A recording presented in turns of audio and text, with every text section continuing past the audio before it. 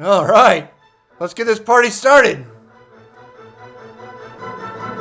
The public domain is open.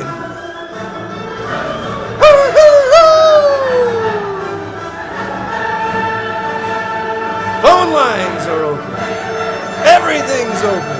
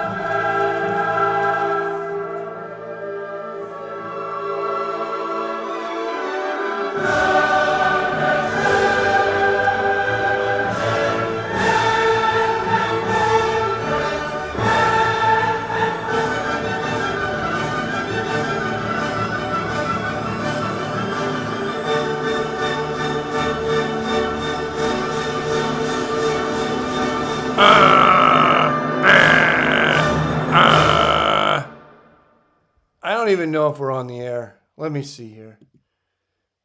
Says I'm streaming. All right. Problem is, I can't find myself on the World Poker Tour channel.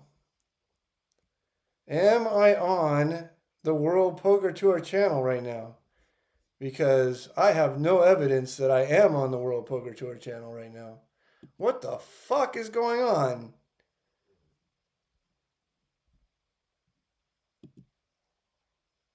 Oh, I'm on. Okay, here we go. All right. Okay, there's the chat. Is this Beethoven? Yes, that was Beethoven. What's this shit? What do you mean, what is this shit? It's Beethoven's ninth.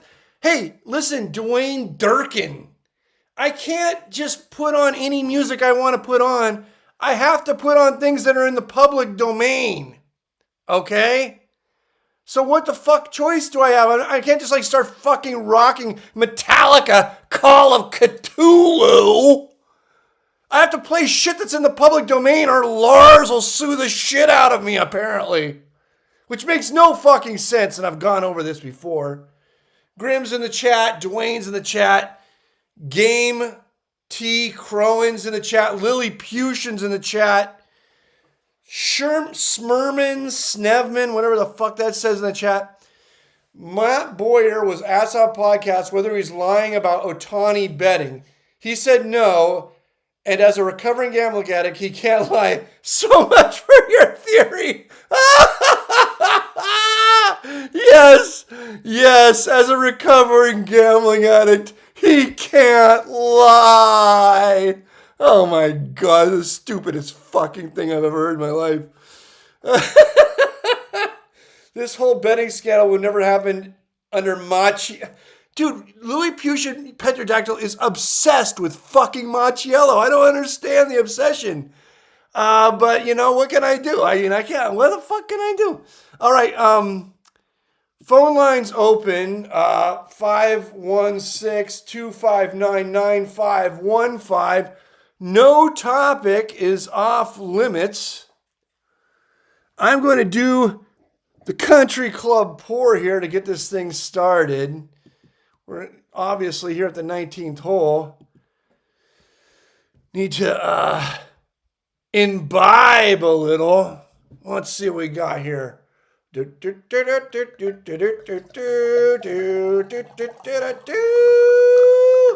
Oh, baby. You see that? You see that? Fucking within 1 millimeter. In your life, you do not have the manual dexterity to do that. It takes 10,000 hours of practice to just turn a bottle over, chug, and have it get within 1 trillimeter of the top. The only thing holding the wine in was surface tension. Surface tension. What are we drinking tonight? We're drinking Justin Malbec. Great fucking wine from Paso Robles. Amazing steak wine. Great daily drinker as well. Probably $45 a bottle, maybe 50. I don't know. I'm going to say $45 a bottle. Nothing crazy. Nothing crazy. Let's see here. Oh, I just missed a call. God damn it. Why do people call and hang up? I don't understand. Is there some sort of weird thing that happens where you think you're not on or that I won't get to you? Just let it ring. Let it ring. Let it ring. Let it ring. Now let it ring. I will answer your phone call. Let it ring. Bum, bum, bum. I'm probably going to get sued by the Beatles now just for singing that. If there was ever a question you ever had about gambling, stock market, consciousness, animal cruelty, I don't fucking know. You can call in right now, 516-259-515, and talk to a certified genius. And after you talk to me, you can decide whether you like what I had to say or not. I don't know. I only know my IQ.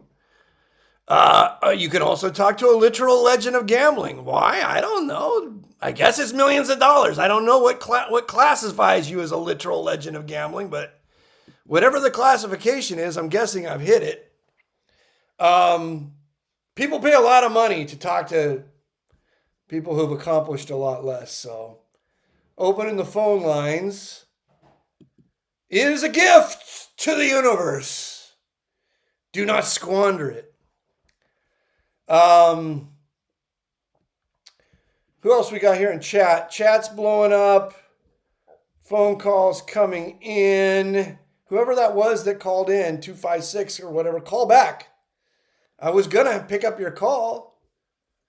It's not my fault that you hung up so fast. Or, I mean, if the phone isn't working, put it in chat. Tell me in chat, like, the phone isn't working. What did you say to Commerce Management to try and get Kevin unbanned is the question in chat. I don't know if I should go into that. I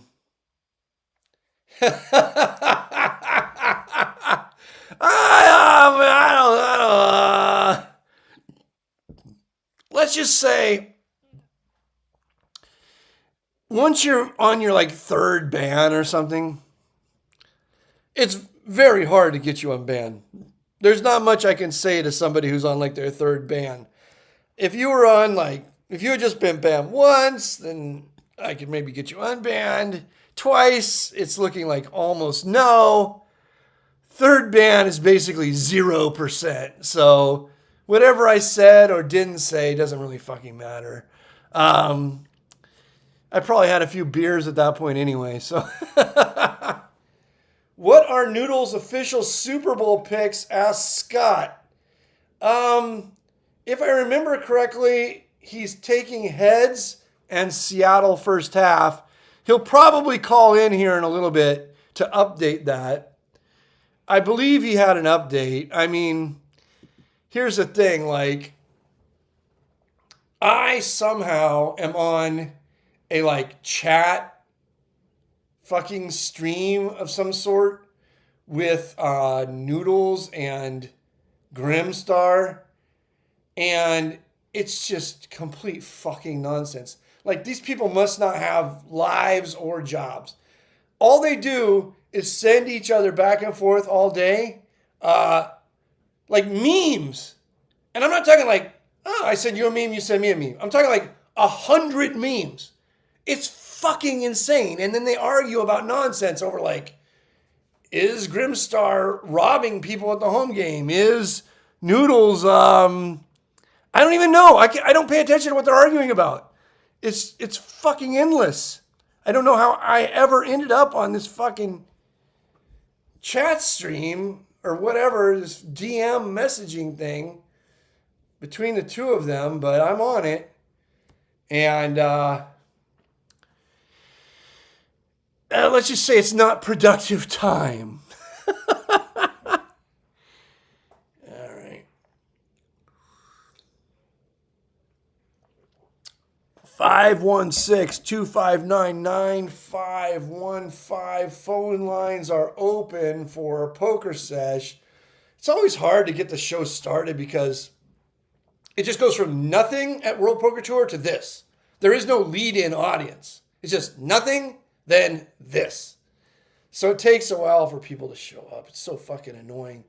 In the old days, like I told you, I used to just be able to play music for at least a half hour or 15 minutes. No, never really a half hour, 15 minutes. To give people a chance to show up. But now, there's no time. It's just like nothing and then show. What is the biggest news? Okay. The Goldstein that is heating up. The Goldstein trial is heating up. Togi McGuire and Rick Solomon testified. Well, if you want to call in and tell me about it, that would be nice. I don't know anything about the Goldstein trial. I mean, he was some sort of scumbag who ended up losing a bunch of money on Hustler Casino. I mean, I think that's basically all I know. He also probably lost a bunch of money in a home game if Toby McGuire is involved. So feel free to call in and update me on that. If you update the poker world on that, if you think it's actually a big deal. I don't know what a big deal in the poker world is right now. I'm not really up to date on all that stuff. The last big deal was people bringing dogs to casino. And then another big deal was this guy, Maurice Hawkins. I don't give a shit about either of those things. Snevman asks, advice needed. Playing a 2040 4-game mix daily. A lot of the same players. Tad is in the game. Is it good? One game is double board Omaha, but there is an argument every day as to whether we'll play for card or 5 cards. We'll play 4 card or 5 cards. I think 5 cards generates more action. What are your thoughts on this, and how can I convince the others to come to a 5-card game when they want less volatility? Well, here's the thing, Snevman. It's not less volatility, 4 or 5 cards, if they're horrible at both. All right, 310, you're on Pokersesh. Limon, what's up? It's Elon. How you doing? Yo, Elon, what's up, my man? I haven't seen your commerce in a minute. Did you get banned or did you actually retire? I retired. They weren't happy about the retirement and the way it went, but I'm not banned. I could walk in there right now and start playing. I have no interest in going in there and playing cards. It is very, very unlikely I will ever be seen in the Commerce Casino again. It's also very, very unlikely I will be seen in any casino ever again. Wow. What happened? I honestly thought you'd be one of those guys that would be playing. You'd probably be wheeled out dying at the table. A lot of people might have thought that, but that's because they didn't know what was going on behind blue eyes. Basically, I don't have a gambling gene at all in any way, shape, or form. And I was always at the casino just to make money and have fun, okay? At some point in time, I have enough money. Money doesn't really matter to me anymore. It's not because I'm insanely rich. It's just because I'm insanely cheap and rich, okay?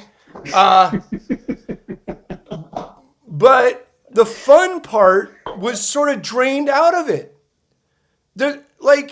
Here's the thing.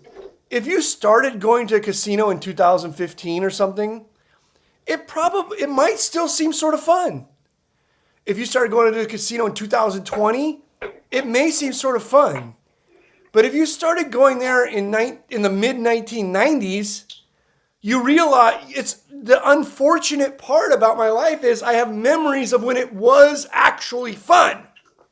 When everybody was drunk. When everybody was slapping chicks on the ass. When everybody was making side bets. Not everybody, obviously I'm being hyperbolic here.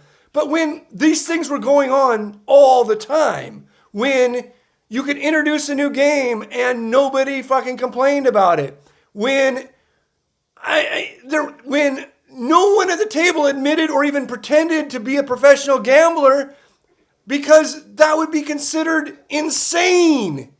When people didn't travel from fucking 50 foreign countries to fucking destroy the local population.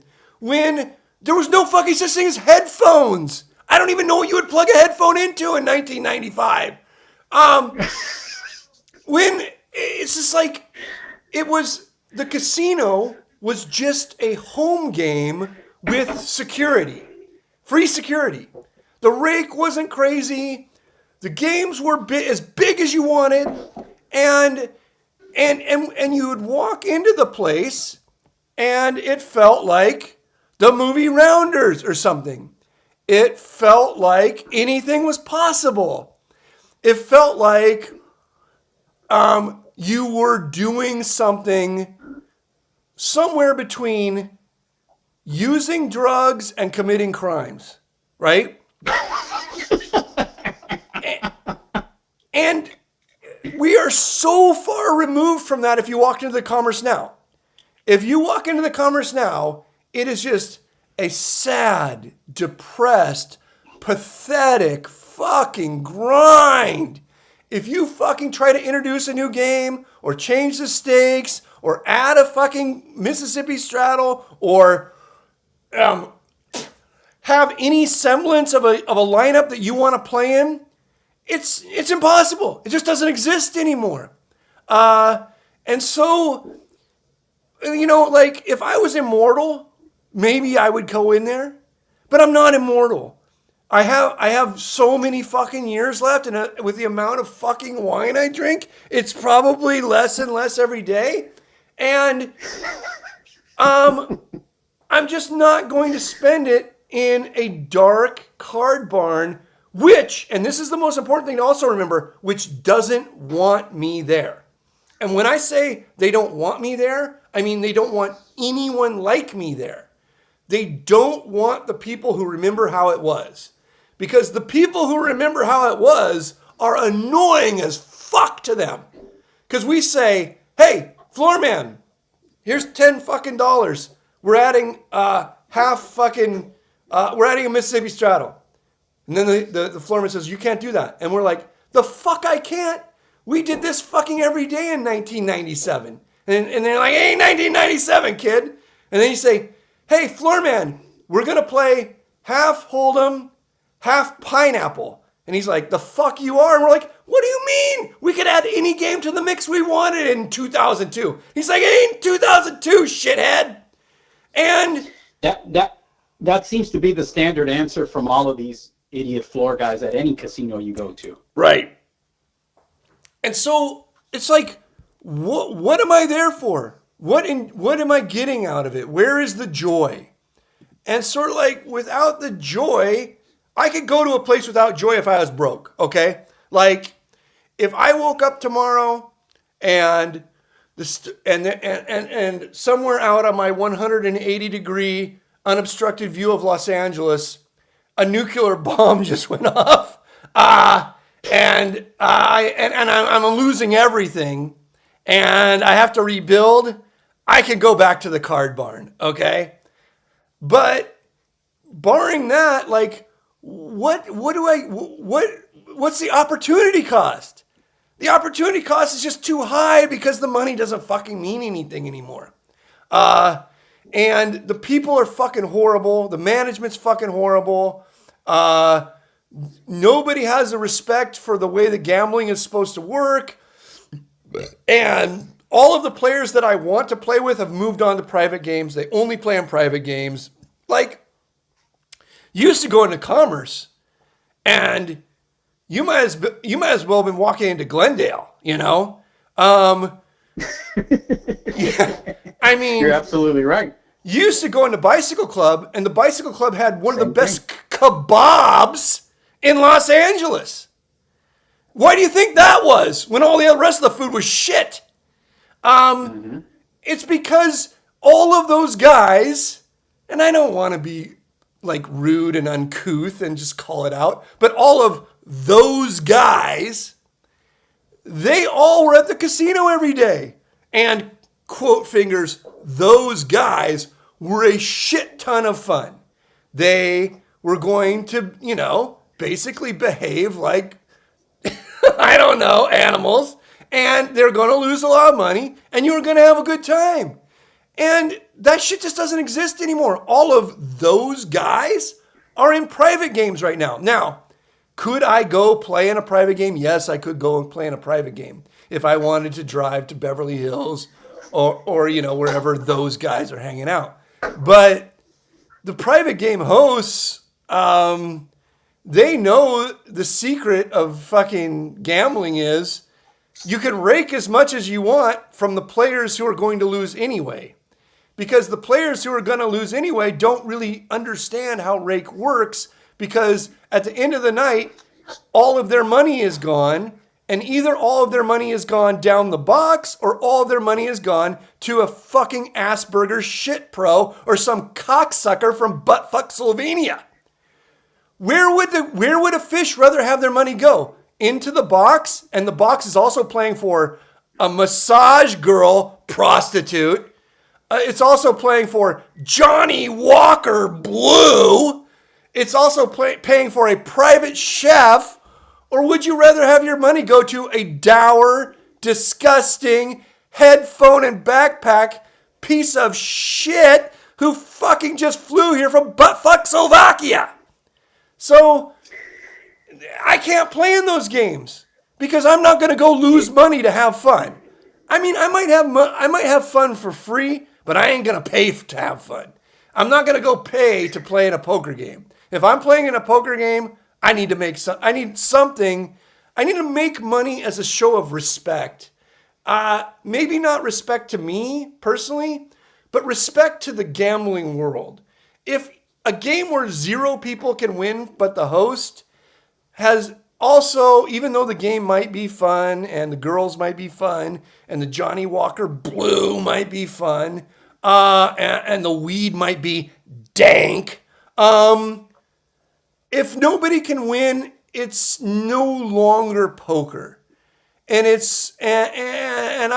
I'm not going to be a part of that. I'm not going to pay for that level of fun. If I'm going to pay for fun, I'll just choose a golf course. I'll choose the golf course because at least I get a little sun, Yeah.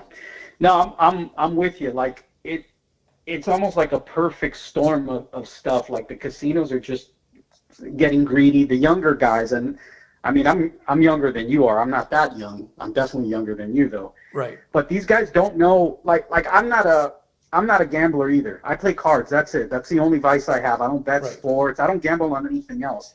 But what these younger guys don't realize is you got to give the guy that you're going to call the fish or the whale in the game, whatever. You got to give them action. You got to give them action to keep the game going. And I think that's been lost. And like a lot of these young guys, and I'll admit, when I was in my 20s, I wasn't the nicest guy at the fucking table either. But these guys just berating these dudes that are donators, and making them not want to show up anymore. When you were in your 20s, what is that now?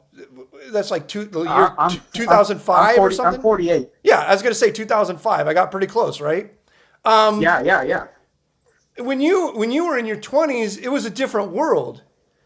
Being nice wasn't necessarily as important because you were just another fish the other fish thought you were another fish. Mm-hmm.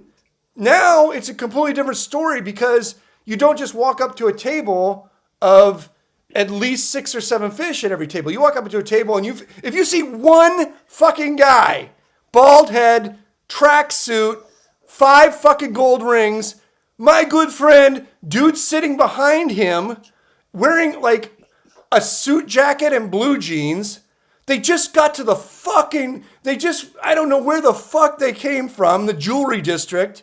If you see one of those guys, you literally destroy your pants with splooge. Because, and you remember as well as I do 20 fucking years ago, who fucking cared about one of those guys? There was 6 of those guys. Like, Yep. You know the guys with the pilot fish? It's like people call them whales, but it's better than even the sort of descriptor is better than it even sounds, because they have actual pilot fish. There is nothing fucking better than the guy who sits at the table who has a pilot fish. Now, there's 2 types of pilot fish. There's the pilot fish who is like subservient to the whale. And then there's the pilot fish who's like the girlfriend.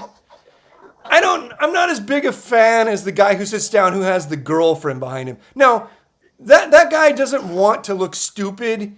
He might try to play well, but the real fucking guy with the real pilot fish, he's just trying to like impress the guy sitting behind him, and he doesn't necessarily impress him by winning. He impresses him by just doing crazy fucking shit. You're absolutely right, man. I remember, like, back in the day, getting turned on to. I remember when Bart Hansen had, like, I think he was on Deuces Cracked or something, and he did a couple of interviews with you. And I was just, like, super interested, right? Because he said, you know, this guy's, like, a local legend and shit.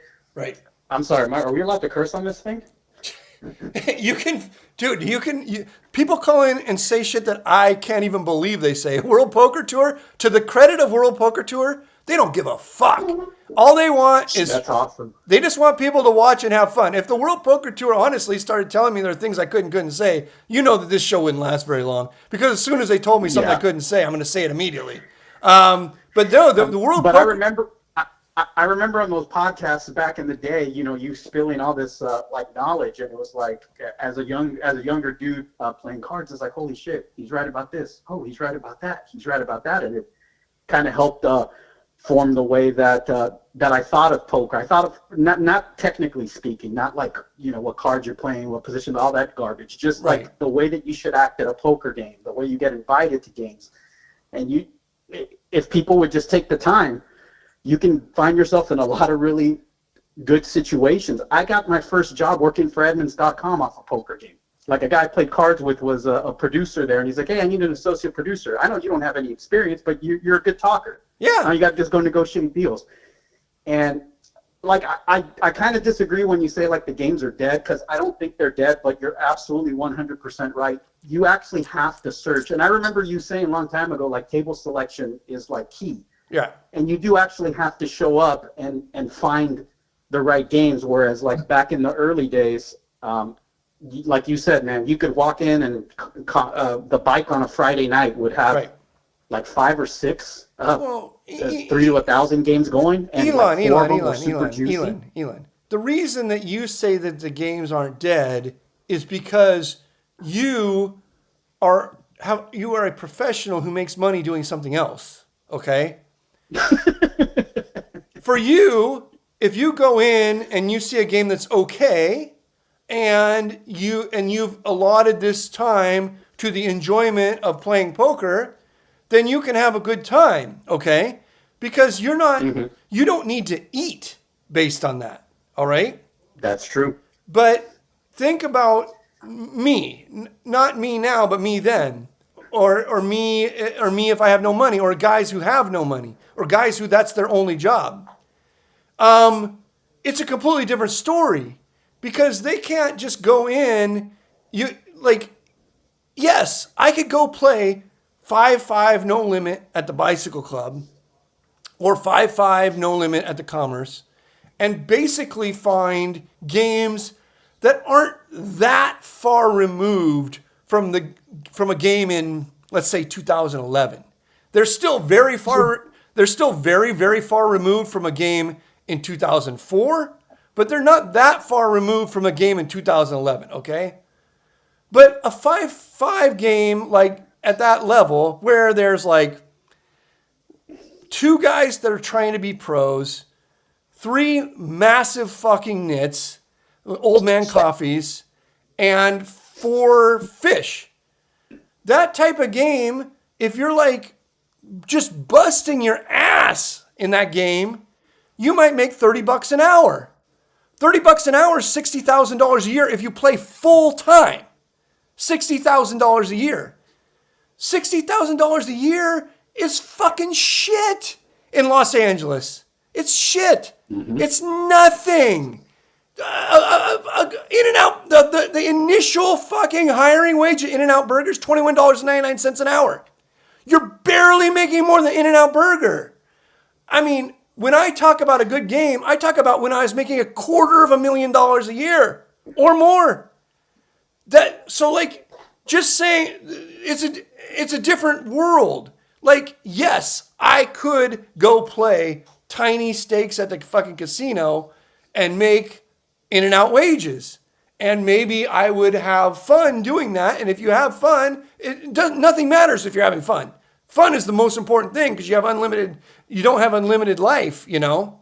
But the idea that like I can sit in a real game, a 10-20 no limit game, or a 5-5-10 pot limit Omaha game, or a 61-20 mix game, and not have it be the most horrific experience of my life, it just doesn't exist anymore. So yes, you can still find good games because your definition of good isn't living off what you make.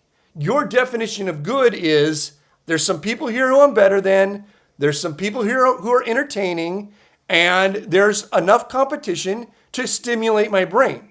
That would be your definition of good because you're already a successful, I don't know, you run like the Prince fan club? Is that what you do? That's your profession? No, that's what I did in a past life. I now I manage properties now. Oh, I thought because of course your job running the Prince fan club had to go downhill once he croaked, right? No, I actually worked for his estate after he passed for a couple years, just helping archive the photography and tour design and that sort of stuff. But you do bring up that is a good point because I play for profit obviously, but to me it's like a little side hustle. It's a way to stimulate my brain and make some money while doing it. I've never actually played where it's like, oh shit, I'm not going to be able to make rent this month, right? You know, or like anything like that, which you're right, completely changes everything. I got a kind of a casino / etiquette question for you, how you would have handled this situation. All right, let's do it. Okay, so I'm going to preface it by telling you that about a month ago, I was at this card room. I won't mention the name. It's not in LA. It's where my dad lives. When I go to that area and visit my dad, I will stop in and play. Okay. So there was a hand that went down. I don't remember the specifics of the hand. Don't really matter. The point is that we got the money all in on the turn.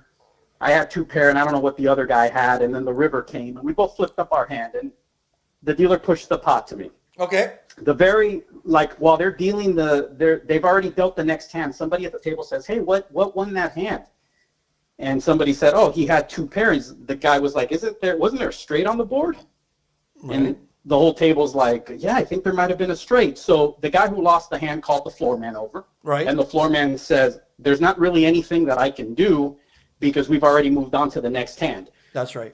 It's really up to the player at this point. So me trying to be a nice guy, I say, "Look, you can review the footage, right?" "Yeah." "Okay, review the footage. If there's a straight on the board, I'll chop the pot with the guy." Okay. The guy had tabled his hand. He did everything right. The dealer was the one who fucked the whole thing up. Okay. Guy goes and checks the video, says, "Yeah, there was a straight on the board." Okay, so I gave the guy his money. Everybody's happy. You know, I'm a hero, whatever. Yeah. I just thought it was the right thing to do. Very nice guy. So, very nice guy. Fast forward to this week, Saturday. Right. I'm playing down there, and on a flop of, I think the flop was like 10-10-6 with 2 clubs. I had ace-5. I bet with the flush draw. The guy re-raised. I just put them all in. He called for like his last whatever he had. Okay, so you played the hand like a fish. Draw. You played the hand like a fish. All right, we get it. Right. So turn comes a club, and I just flip over my hand. Yeah. And he's like, "You're good. You're good." Yeah. River comes, whatever. Right. So the guy, he's in seat 2. I'm in seat 4. Right. He stands up, and he's just like kind of admiring the board. Right. Whatever. The dealer starts to grab the pot. He fucking throws his cards. He slams his cards down. He throws them toward the muck. Now, right. I don't think that the cards actually hit the muck, right. but he slammed them down so hard. One card flipped up. The other card goes off the fucking table. Okay. So now the card is on the floor. I haven't seen the card, mind you. Card is on the floor. The guy in seat 2 says, like, "Hey, I think he has a full house." Board is paired on the flop. So the guy's like, "Oh, I win the pot." And the dealer's like, "Hold on, I got to call the floor." Right. So they call the floor over. Right. Floor hears the explanation from the dealer. The dealer gives the perfect explanation. Like, he says exactly what happened. Right. And the guy intended to muck too, because he did tell me nice hand. And right. I don't think he was trying to slow him or anything like that. No. So the floor man rules that the hand is retrievable, and I lose the hand. And I say, how is the hand retrievable if one of his cards flew off the table? Right. It would be one thing if it hadn't touched the muck or what have you. So right. the floor man's like, "No, you lose the hand." So I'm like, "Okay, well, how much do I owe this guy?" Because mind you, now the pot's all pulled up. So the fucking guy says that I owe him 200, and I'm like, "Hold on, there's no fucking way you had 200 when I jammed all in." So even the dealer is like, "No, he didn't have 200." So now, not only do I get a shitty ruling, I got a guy trying to hustle me right. for more money. Right. So the floor goes and checks the camera, and he's like, "It's 140." Right. And I'm like, "Are you sure it's 140? Yeah, well, can I see the footage?" This is a small poker room. They're not going to the back like at Commerce. This fucking guy just basically walked up to where players check in to get into the games and looked at whatever computer they had there. Right. So the guy's like, "No, I'm not going to let you, no, you're not allowed to see the video." I'm like, "Hold on, you're telling me now that I got to pay this guy out? You're not going to let me see the amount I have to pay out?" And he's like, "Well, I'm just telling you what it is." Right. And I'm like, "Well, I'm not going to pay." Right. And then he's like, "Well, if you don't," no, actually I said, "What happens if I don't pay?" Right. It's like, "Well, it's your right not to pay, but then you're banned from the poker room." So I had to make a quick decision. Exactly. In that I think I'm gonna go visit my dad a couple times a month for the next few years, and this is a very juicy game. Right. So I ended up paying it out. Now the two questions: number one, should it have been should his hand have been mucked? And secondly, what would you have done in that situation, and would you have paid the money? Okay. We'll take each situation. You gave 2. And the answer to both situations is very close to the same, so we'll just take them both. But there are some details related to the second one. In a situation where there is a dispute like that, you have to make your decision based on whether the person you're in with is a player who's good for the game or bad for the game. I know that like moral ethicists won't like this, but this is the way that gambling works. If the player is good for the game, you always err on the side of doing whatever they want. And here's the reason why. They're going to lose it back anyway.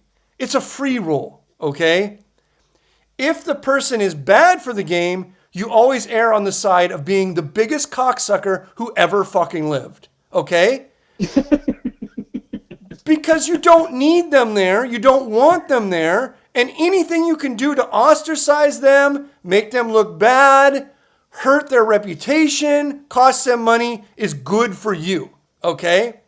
So if I'm in with, a Glendale resident, I'm just going to be like, "Yeah, you got it, whatever. Let's just make a deal." They love to make deals. Let's make a deal. Fish love to make deals. Let me just ship you 100 and let's get on this hand. I want to gamble. You have to know in your head how much you actually owe him. You might actually owe him 200 or 140 or whatever. I just ship you 100. Your hand fucking, I ship you whatever. Then you make a deal. If the guy is an old man coffee fucking nit, or a fucking Euro grinding cocksucker or some fucking headphone and backpack Asperger piece of shit, you fight them tooth and nail to the bitter end. You never stop fighting. Not only do you not stop fighting, you enlist the other fish in the game to be on your side against them. You make it as uncomfortable for them as you possibly can, including profanity and xenophobic comments. Now, well, he was definitely in the first category you mentioned. Yeah, of course. Number one, a guy who can't read the board is a fish. You did the right thing, but what you really should have done is immediately just made a deal with him. Like, hey, you should just slid out a stack of $100 and said, like, here, take it. Let's move next hand. You know full well you owe him $200, but he doesn't want the floor to get called either. He might lose. So he just takes the fucking $100. Okay? That's number one. Man, I wish that's such a great point. I wish I would have thought of that at the time. But okay, so continue. I'm sorry. And the same is true in the second. In the second circumstance is a little bit different. Because in a tiny card room, you could be being cheated. Like, if you were at the Commerce and Mo, Ali, Sam, you know who I'm talking about? Slams? Yeah. Anybody named Mo, Ali, or Sammy? Anybody named Mo, Ali, or Sammy fucking slams the cards down, one flies off, whatever. They're never cheating you. 0% chance at the Commerce Casino. But if you're in the fucking Yukon territory, or wherever the fuck you are up north, $100 or $200 might mean a lot to whatever fucking Eskimo just did this shit, all right? So, like, at the Commerce, you know you're never being cheated. You know how it's going to roll out. You can make a deal, okay? But if you're in the fucking Yukon territory with a fucking Inuit, I would immediately ask the floorman to count down the deck. That's what you should have asked first, okay? Because you got to make sure there's 52 fucking cards and they're all different, okay? Now, here's the thing. So you're saying you kind of take the reverse position of when they're trying to pay out a jackpot at Commerce, when they're just sweating every little detail. Right. Because if you think you could be being cheated, then here's the thing. And don't get me wrong. The guy who slammed his cards down is also dumb as fuck and a fish. But what I'm doing here is very fucking important. What I'm doing here is creating time to make a deal. Okay? I'm going to force that fucking cocksucking floorman who gave you a horrible ruling, by the way. And the reason he gave you a horrible ruling is because you're nobody. You're nobody. Eskimo Joe plays there fucking every week, probably. You're fucking nobody. So, like, he's giving you a horrible ruling. The ruling should have instantly been the hand is dead. A hand where a card comes off the table is not retrievable unless the floorman counts down the deck, okay? He showed no interest in counting down the deck. He was making a horrifically bad ruling. He's a fucking moron. He's a scumbag, okay? But listen to me. In the time that it would take for them to count down the deck, spread the deck, get the deck in order, you have a lot of time. And guess what? Everybody else on the table is going to be saying right now, oh my fucking God, this is going to take a half fucking hour. Jesus fucking Christ. He folded his fucking hand. Just tell the guy, listen, because you know that he's probably not really cheating. Tell the guy, listen, how much you fucking got? You got, I'll ship you half the pot back. $70, whatever. He's just going to say, yeah, fine. Ship me $70. He thought he was going to lose anyway. It gives you, it's a free roll. So the most important thing to remember when you're dealing with the floor man on a ruling is the floor man is dumb as fuck. The floor man is borderline fucking retarded. It's like you meet people, you can meet a guy with Down syndrome, they're always happy. A floor man is like somebody with Down syndrome who's always mad. They're like fucking opposite Down syndrome. And they can't rub two brain cells together. So the most important thing to remember when you're dealing with a situation like this is, if you are cool, calm, smart, and nice, you can control the situation. You can think one step ahead and get yourself a deal that you're not going to get if you let it all play out. All right? Yeah, that's great advice, man. I wish I had been able to think of this in the moment, but you're absolutely right. So but next the time, story doesn't have a happy. But next time you are going to think of it, because I've already implanted it in your head.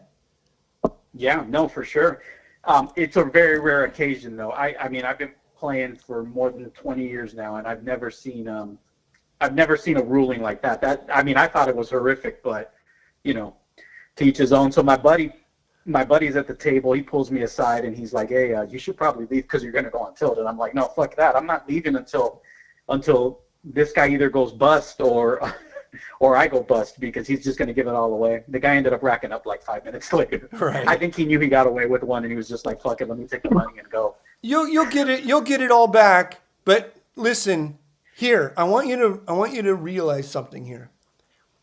Okay. What I'm telling you is good information, and it's what you should do. But that isn't what you should get out of this. What you should get out of this is a mentality and a lifestyle of understanding that how gambling actually works. There aren't rules. There are agreements. There are no rules. Just like when the fucking guy said to you, "You can walk out right now." You could. You can walk out right now. And then there is no rule. There's just an agreement that you won't, because you want to come back and gamble again. But I can't go into the fucking BMW dealership, stick my fucking hotwire a car, and have the BMW guy, have the salesman walk up to me and say, "You can drive that car away, but you're never allowed here again." Right? The casino is the most wacky fucking place on the planet. And the great thing about being in a wacky place is, it's like the old saying, in the land of the blind, the one-eyed man is king. Once you start not thinking of it as a rules-based system, I understand even by the way you ask me the questions that you're still thinking of it as a rules-based system. Once you stop thinking of it as a rules-based system and one giant fucking hustle, these things will just pop into your head. They'll just pop into your head. It will be easier for you to remember this than the lyrics to Raspberry Beret. All right? Because it'll just pop into your head. Get out of your head that you're in a rules-based system. You're in a casino with morons and scumbags. And in the land of the blind, the one-eyed man is king, and everything is fucking negotiable. In the moment. Listen to me. I'll tell you something, and you've probably seen this in your life. I've seen two people go all in on the end. Neither turns their hand, and they negotiate a chop. Right? You've probably seen that 50 times. You remember? I mean, I'm sure you remember it because you told the story about you like raising really big in one of the games at the bike, and the guy called you and you said donation, and you're like, "Well, if it's a real donation, you should just give me the money." And he's like, "Okay," and he just gave you the pot and walked away. Yeah, it was the Frenchman. I remember it like it was yesterday. He just fucking just mucked his fucking cards and walked out. Donation. It was well, that's the other thing. Oh man. You can't. Now that you mentioned him, I remember that French guy. I remember the guy they called the Frenchman. He was nuts. There still are, but there were some awesome characters back in the early 2000s. The Frenchman was batshit crazy, and the moment that I clocked the fact that he was crazy, what I said to myself was this. I said to myself, "Limon, this guy's fucking crazy. Just try anything with him. Just try anything." You can't, nothing bad can happen when you try. The only thing that can happen if you ask is they say no.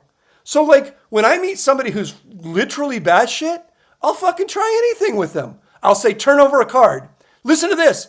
I've played with people and I've said, turn over a card in a situation that seems sort of like stressful to me or a 50-50 situation.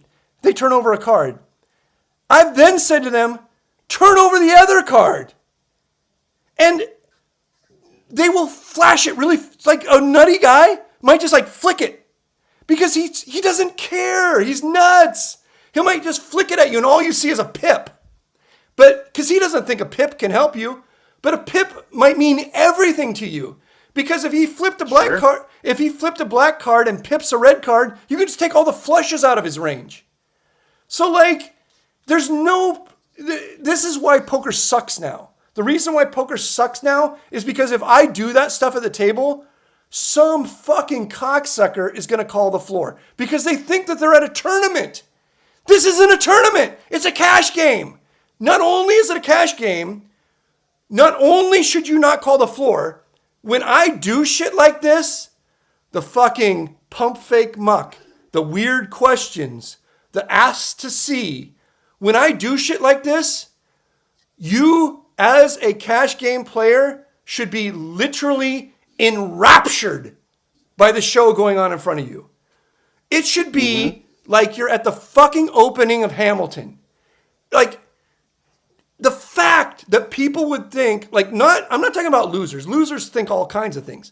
The fact that winning players or people who consider themselves good at poker would think, or nits, would think that this is wasting their time just shows how fucking stupid they are. I can't tell you how many times I'm giving a master class. Just watch what I'm doing right now. It's going to take less than 120 seconds. It might take less than 90 seconds. I am going to show you how to get somebody to tell you their fucking hand in a binary spot for what you might consider a lot of money. And yet, dumb people, they can't even fucking comprehend what's going on. They don't understand. They think it's an angle. They think I'm wasting time, yada, yada, yada. But guess who? Here's the thing. Most of the time, the other person in the hand with me, the fish, I don't do this against good players generally because good players know to just clam up and act like dur. The fish thinks it's fun too. The fish have a blast with this shit. There's nothing a fish loves more than to give you clues or hints. That leads into like something that's like so key. I would play occasionally in private games, and there was talk and become friendly with these guys, and there was this one guy that I'm just thinking of in particular. He was like a donut. I honestly don't think that dude ever won. He was good for his 1,500, 2,000 a night. And I asked him one day, first of all, a lot of these guys, they're just trying to escape their family life. Their wife doesn't like them. They don't like their wife. They don't want to be around their kids, all that shit. But he told me, and he was being like 100% honest. He told me, he's like, man, this is just entertainment for me. I could go fuck this money off at a strip club or somewhere else, but this is just where I come to mess off my money. Right. And these guys, they don't realize that, and they want to give these guys a hard time. You should be breaking your back to get these guys. I remember one of the things you used to do, which I thought was, I was like, oh, I know he's got a fucking angle on this one, was when you were starting the PLO games back at the bike. Right. You left Commerce in between your things. You would hey, you want to play my PLO game? Free massages, free fucking drinks. Yeah, 100%. And that's the way you should be with these fishy guys or the recreational players or the guys that are just there to blast off. Like, you got to treat them like royalty because essentially you're kind of in a customer service business at this point, and that's your customer. Like these younger guys, they don't realize that shit at all. You know who I'm talking about, the Indians? Like, these are dot, not feather. The dot, not feather guys, the fucking, hello, welcome to Squishy Mart guys. I would fucking do anything to get them to sit. Because no amount of money that I could spend on fucking comps would even come close to the amount of money that they were going to blow off. But most, and this is a product of how bad the games have gotten, most people live hand to mouth in the casino now. I'm making $250,000 playing in the game. I'm making another, I mean, six-figure amount from the rake. so like, I'm kicking back like crazy. I'm just kicking back like crazy because I want everybody to fucking have a good time. So like, you would see the line, like I would have there would be a 5-10 no limit game right next to my PLO game. The lineup of the 5-10 no limit game, pure misery. Misery. Like Kathy Bates breaking your fucking ankles in the snow, misery. And me, and then you look at the fucking PLO game, it's like a fucking zoo. It's a zoo. There's straddles, double straddles, triple straddles. There is people showing cards. One hand, we're all getting dealt 4 cards. The next hand, we're all getting dealt 6 cards. One hand's fucking high-low. The next hand's regular. Because it's all just a vehicle. It's not a real thing. The casino is not a reality. It's not a rules-based system. It's a vehicle for fucking money. And people who understand this, and unfortunately, the people who understand this best are fucking private game hosts who just like rake the shit out of everybody. The people who understand that it's just a vehicle, they understand like everything just works by the golden rule.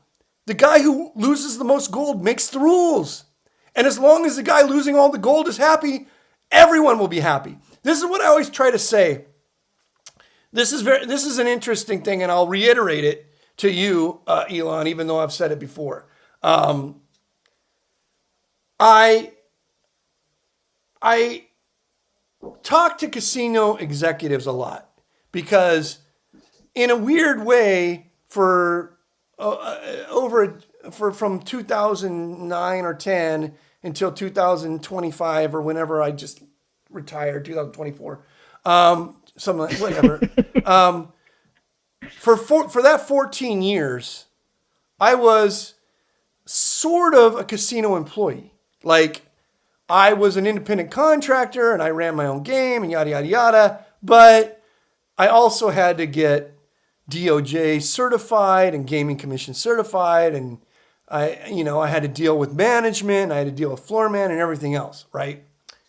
And an important thing that I learned from dealing with the fucking people who work at the casino is people who work at casino are like the dumbest people ever born. Number one. Number two,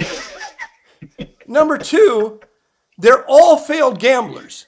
And you know this because you've been around for 20 years plus. If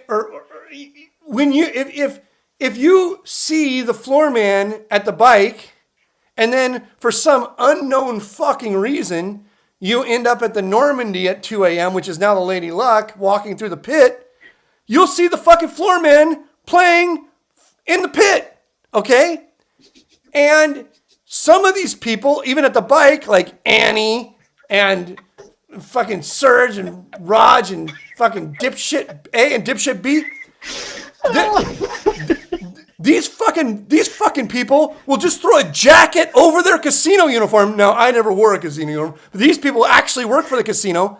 They'll just throw a jacket over their fucking casino uniform and there'll be a fucking baccarat yelling monkey, monkey, monkey, or whatever the fuck they yell. They're all failed fucking degenerate gamblers. They don't know fucking shit. They're not even dumb. They're below dumb. I could see somebody somebody who's not a gambling addict working at a casino could be dumb. These people are gambling addicts and they work at a casino. They're below dumb. They're a liability. They're a literal fucking liability. And I had to deal with these idiots on a fucking day-to-day basis. And I had to explain to them why I was doing the things I was doing and how it was better for everybody. I've lost my train of thought. I'm very sorry. It's all right, man. It was enjoyable when you were on your little rant there. I was thinking about the time. You remember the floor guy at the bike, Big Mike? Oh yeah, I remember. Of course, I went to the desert with my family. We were in Palm Desert. Right. I went into Agua Caliente and I saw him grinding slots. Of course. And I was like, what the fuck? Of course. All the way down here to grind slots? I mean, I don't want to like. Okay, it's so funny that you mentioned Big Mike, and I'm not gonna. I'm just. This is a rare instance where I'm gonna keep my fucking mouth shut. But what you saw is so fucking standard, and that's why I brought it up. It's just so fucking standard.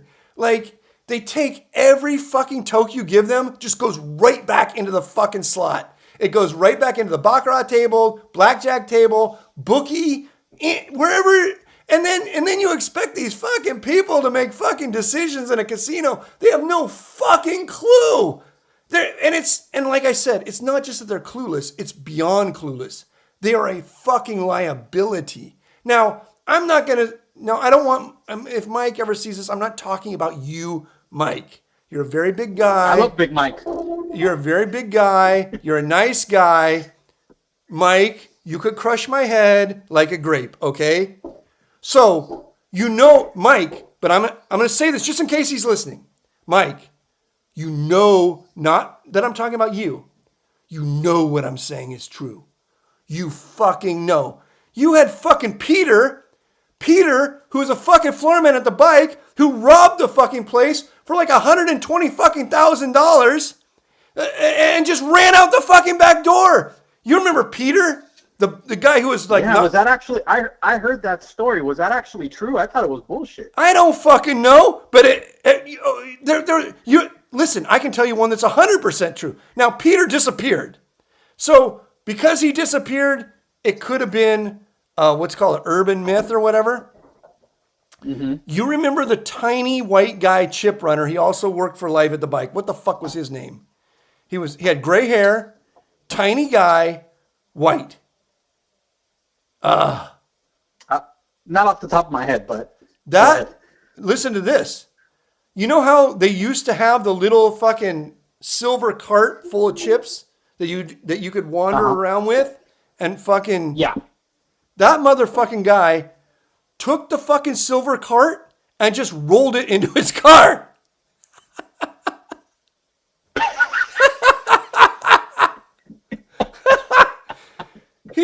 He just rolled it out of the fucking casino straight into his car. And I know that's true because I was part of it because it got caught on the Live at the Bike cameras. Shit. So it was like some Curb Your Enthusiasm shit where they're using the video in his trial? No, to catch him, to prove that he did it. So check this out. The fucking gangsters, the Persian gangsters that ran the bicycle casino, went and found his ass and said, they made a deal with him. Like, we can kill you, we can put you in prison, or you could just work for free or something. That he fucking just shows up and they had made some sort of fucking deal with the guy. It was insane. Wow. It's because the casino... So the guy never did any, was never prosecuted and they didn't whack him? No, neither. Wow. Listen to me. This shit happens all the time. When I worked at the casino, there was the second in command at the bicycle casino. I'm not going to say his name because he lost so much fucking money to me that I have to give him a certain level of respect. And so I'm not going to say his name, but you know who he is. If I tell you, think of the second in command at the bicycle casino. Think of a guy who is from the Middle East, ostensibly. Think of a guy who was wearing his suit and his name tag on the fucking clock, throwing cards in the dealer's chest. Think of a guy... I know. Yeah, I know. Yeah. Think of a guy who's literally fucking the girls in the party pit or telling them that if they don't fuck him, they're fired. Okay? You know who I'm talking about. This fucking... Yeah, I didn't know that. I didn't know all that, but... I knew everything because I fucking ran a game there for so many fucking years. And I'm fucking golfing with this guy and gambling with this guy and winning mountains of fucking money. This guy ends up getting sued by fucking dealers, by the girls, fucking who knows what all the fucking shit he does. Do they fire him? No. They pretend to fire him, and they put him to work at another casino they own. Because the state of California and everybody else doesn't know the fucking difference. Nobody knows. Because when you're talking about the fucking Persian mafia, no one knows what they own. No one knows what they have their hands in. He just fucking goes to another fucking casino 400 miles away and just starts doing the same shit again. That's how fucking crazy the fucking casino world is in Los Angeles. When it was Did he end up at Oceans? Oh, come on. I'm not going to say that. Don't be stupid. Okay. You want me to just say his you want his social security number? You're basically asking for the fucking guy's social security number. Come on, dude. I'm trying to this is a guy who lost fucking a mountain of money to me. Be nice. Have some respect. Yeah, no, for sure. Sorry for trying to blow up your spot. Have some fucking respect, kid. Well, man, it was nice catching up. You want the Oregon lunch or dinner at Dan Tana's on the Oregon USC game? Yeah, but I mean, Oregon's going to get crushed in the basketball game. They're going to get crushed. Oh, no. I meant on the football game like we did before. No point spread. And you're way getting the better of that shit because Oregon's way oh, no. That's a fair bet. Going into the season with no information whatsoever, I will 100%. Yeah. I honestly, if somebody said, can I have extra action on your side or whatever, I would say, I have no clue. I think that Oregon and USC will be, I would be surprised. Where is it at? Do you know? I think it's at Eugene. Okay, if it's at Eugene, I'm a favorite. Okay, I'm nothing if not honest. It's more to just steal some knowledge from you. Okay, fine. Really, if I have to pay, I have to pay. I don't give a shit. Fine, we have an even money Dan Tana's bet on Oregon USC, and then it'll be great. Either way, it'll be great. Let me see. I'm going to tell you right now because actually last year was at in Eugene, so I'm not Oregon USC this year. I don't care. I already agreed to it. I don't give a fuck. Yeah. I want to go hang out with you at Dan Tana's regardless. Cool. All right. Well, awesome having you back. Enjoy the show, and I'll talk to you soon. Hopefully. Take care of yourself. Wear your wackiest Prince outfit. All right. I'll wear a cool Prince shirt and I'll bring a piece of memorabilia and I'll show you and I'll explain the story behind it. How about that? Yeah. Thank you, Elon. Awesome. Thank you, Take brother. care, buddy. All right. Talk to you later. Bye-bye. All right. 516-259-9515. Who else we got on here? Grim. Grim is in the chat. What's up, Grim? The chat or the phone line? The phone, whatever. I'm drunk, buddy. Yo. All right, what's up, Grim? It's you. I patiently waited my turn. 42 whole minutes here. It's you and then 408, Arian. First you, Grim, what's up? I got a lot to say. I mean, you cut me off when you need to, but we'll start with this. Our good friend David Sklansky. You heard what happened to him this week? Yes. Okay, listen to me. David Sklansky, according to what I heard, and you can correct me if I'm wrong, David Sklansky got accused of assaulting a woman, I guess, right? You probably know more about it than I know. It seems like they're trying to brush it under the rug. Your boy Mason's making him seem like a angel, innocent, didn't do nothing, but I don't know the whole story. Listen to me. Here's what, and apparently the charges got dropped or whatever. I don't fucking know. It was a blackmail scheme, maybe, who knows. I can tell you something. Here's what I'm going to tell you. David Sklansky is old as fuck, okay? Number one. David Sklansky is basically a skeleton, okay? He is not beating anyone's ass, okay? So that's number one. Number two, David Sklansky you could find a woman that David Sklansky could beat her ass, right?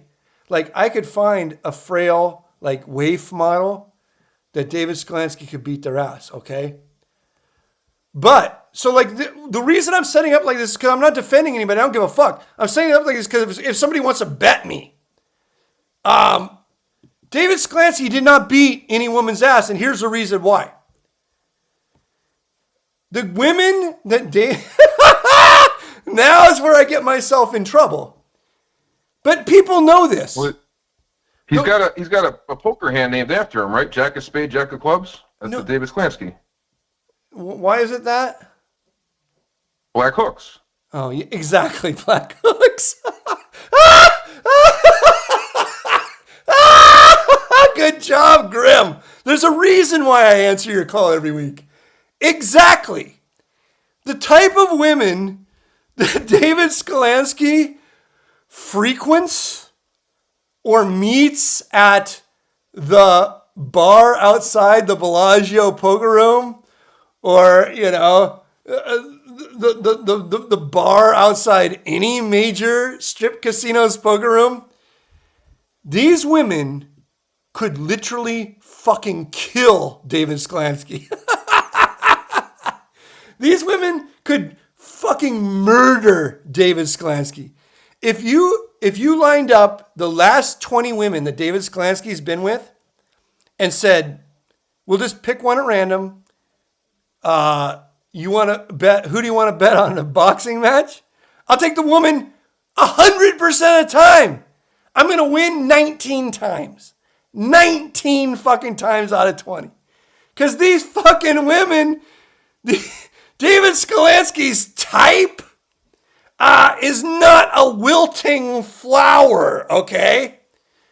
David Sklansky's type is found way across 110th Street, all right?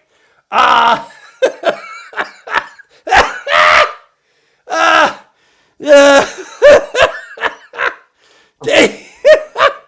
David Sklansky, I've seen him talking to women at the bar, meeting women outside the poker room. Every fucking woman I've ever seen talking to David Sklansky outside the bar or David Sklansky meeting outside the poker room would fucking murder him. They would beat the fuck out of him. Yeah. So I just, I take all of this with a grain of salt. I'm in so much trouble. What's next? I can't control myself. I just tell the truth. I can't control myself. What's next? I don't know. I mean, have you ever heard of him beating a woman's ass other than that Brandy chick? And then, side note, why does poker always seem to attract that type of the lowest of the low, scummiest of the scum of the earth type of people? Okay. I don't know that... Not that he's a scum of the earth people, but that behavior of beating a woman's ass is... Listen, David Sklansky could have probably beat up Brandy, if I was going to be 100% honest. Brandy Hawbaker. She was tiny. But I don't know that any of that's actually true. Brandy was, by all accounts, a troubled young lady. And David Sklansky took her under his wing, whatever the fuck that means. You got to understand something. I had David Sklansky once was caught on fucking video, like on his webcam, like having sex with chicks. And then he said that his parrot turned on the webcam. David Sklansky's a weird fucking dude, all right? Now, I don't necessarily hold that against him. A lot of people are weird dudes. I might be a weird dude, but like, I've been married for 25 fucking years. How fucking weird can I be? Wives don't put up with that shit. But a single guy who's like fucking 90 years old, like David Sklansky, in the casino world is a weird fucking dude, all right? I don't... Listen, here's the thing. If you told me David Sklansky beat up a girl at his house, I would bet against you. okay? I would bet against you. If you told me a woman was found buried under his porch, I would not bet against you.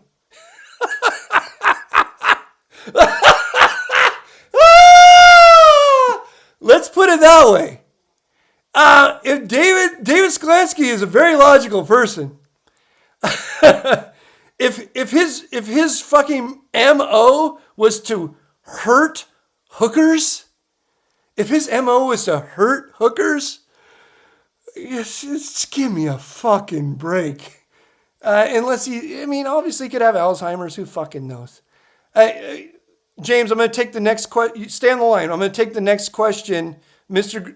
Grimstar. I'm going to take the next question from Arian, 408. What's up? What's up, Lyman? What's up? How's it going, buddy? Question. Good. So I have I guess like it's part of a two-part question, but Right. obviously I'm a young guy. I probably consider myself, an action junkie, like kind of a degenerate. Right. I gamble on like every game that's on TV. Right. I flip whenever I can. Right. I'll play the daily tournaments. I'll play as big as I can cash game. Right. How long do you think this will go on for before it will click and I'll just become a nitty old man coffee? What is the archetype for the landscape of a young degen to become a wise old man coffee? Never happens. Never. Never. Here's what. Never, huh? The only thing that will change is you'll have less and less money, but you won't change that aspect of your life unless you literally stop going to the casino. That is, it's like somebody saying to me, like calling in and saying like, "Hey, Lyman, I smoke crack, I shoot heroin, you put any fucking drug in front of me, I'm going to fucking use it. When can I head to the trap house with the dealers and just want to hang out and play Madden? I just want to play Madden. When is that going to happen?" The answer is it's never going to fucking happen. Because if you keep heading to the fucking drug house, you're not going to keep playing Madden. You're going to gamble. Or you're going to use drugs. Whatever. It's the same fucking thing. Now, here's what I can tell you. 408. Now that you've outed yourself as a gambling addict, I don't want to say your name anymore. No, just kidding, buddy. Here's what you can do. I'm going to give you an out. Here's the out. Learn how to do these things as best as you possibly can and as good as anybody in the world, okay?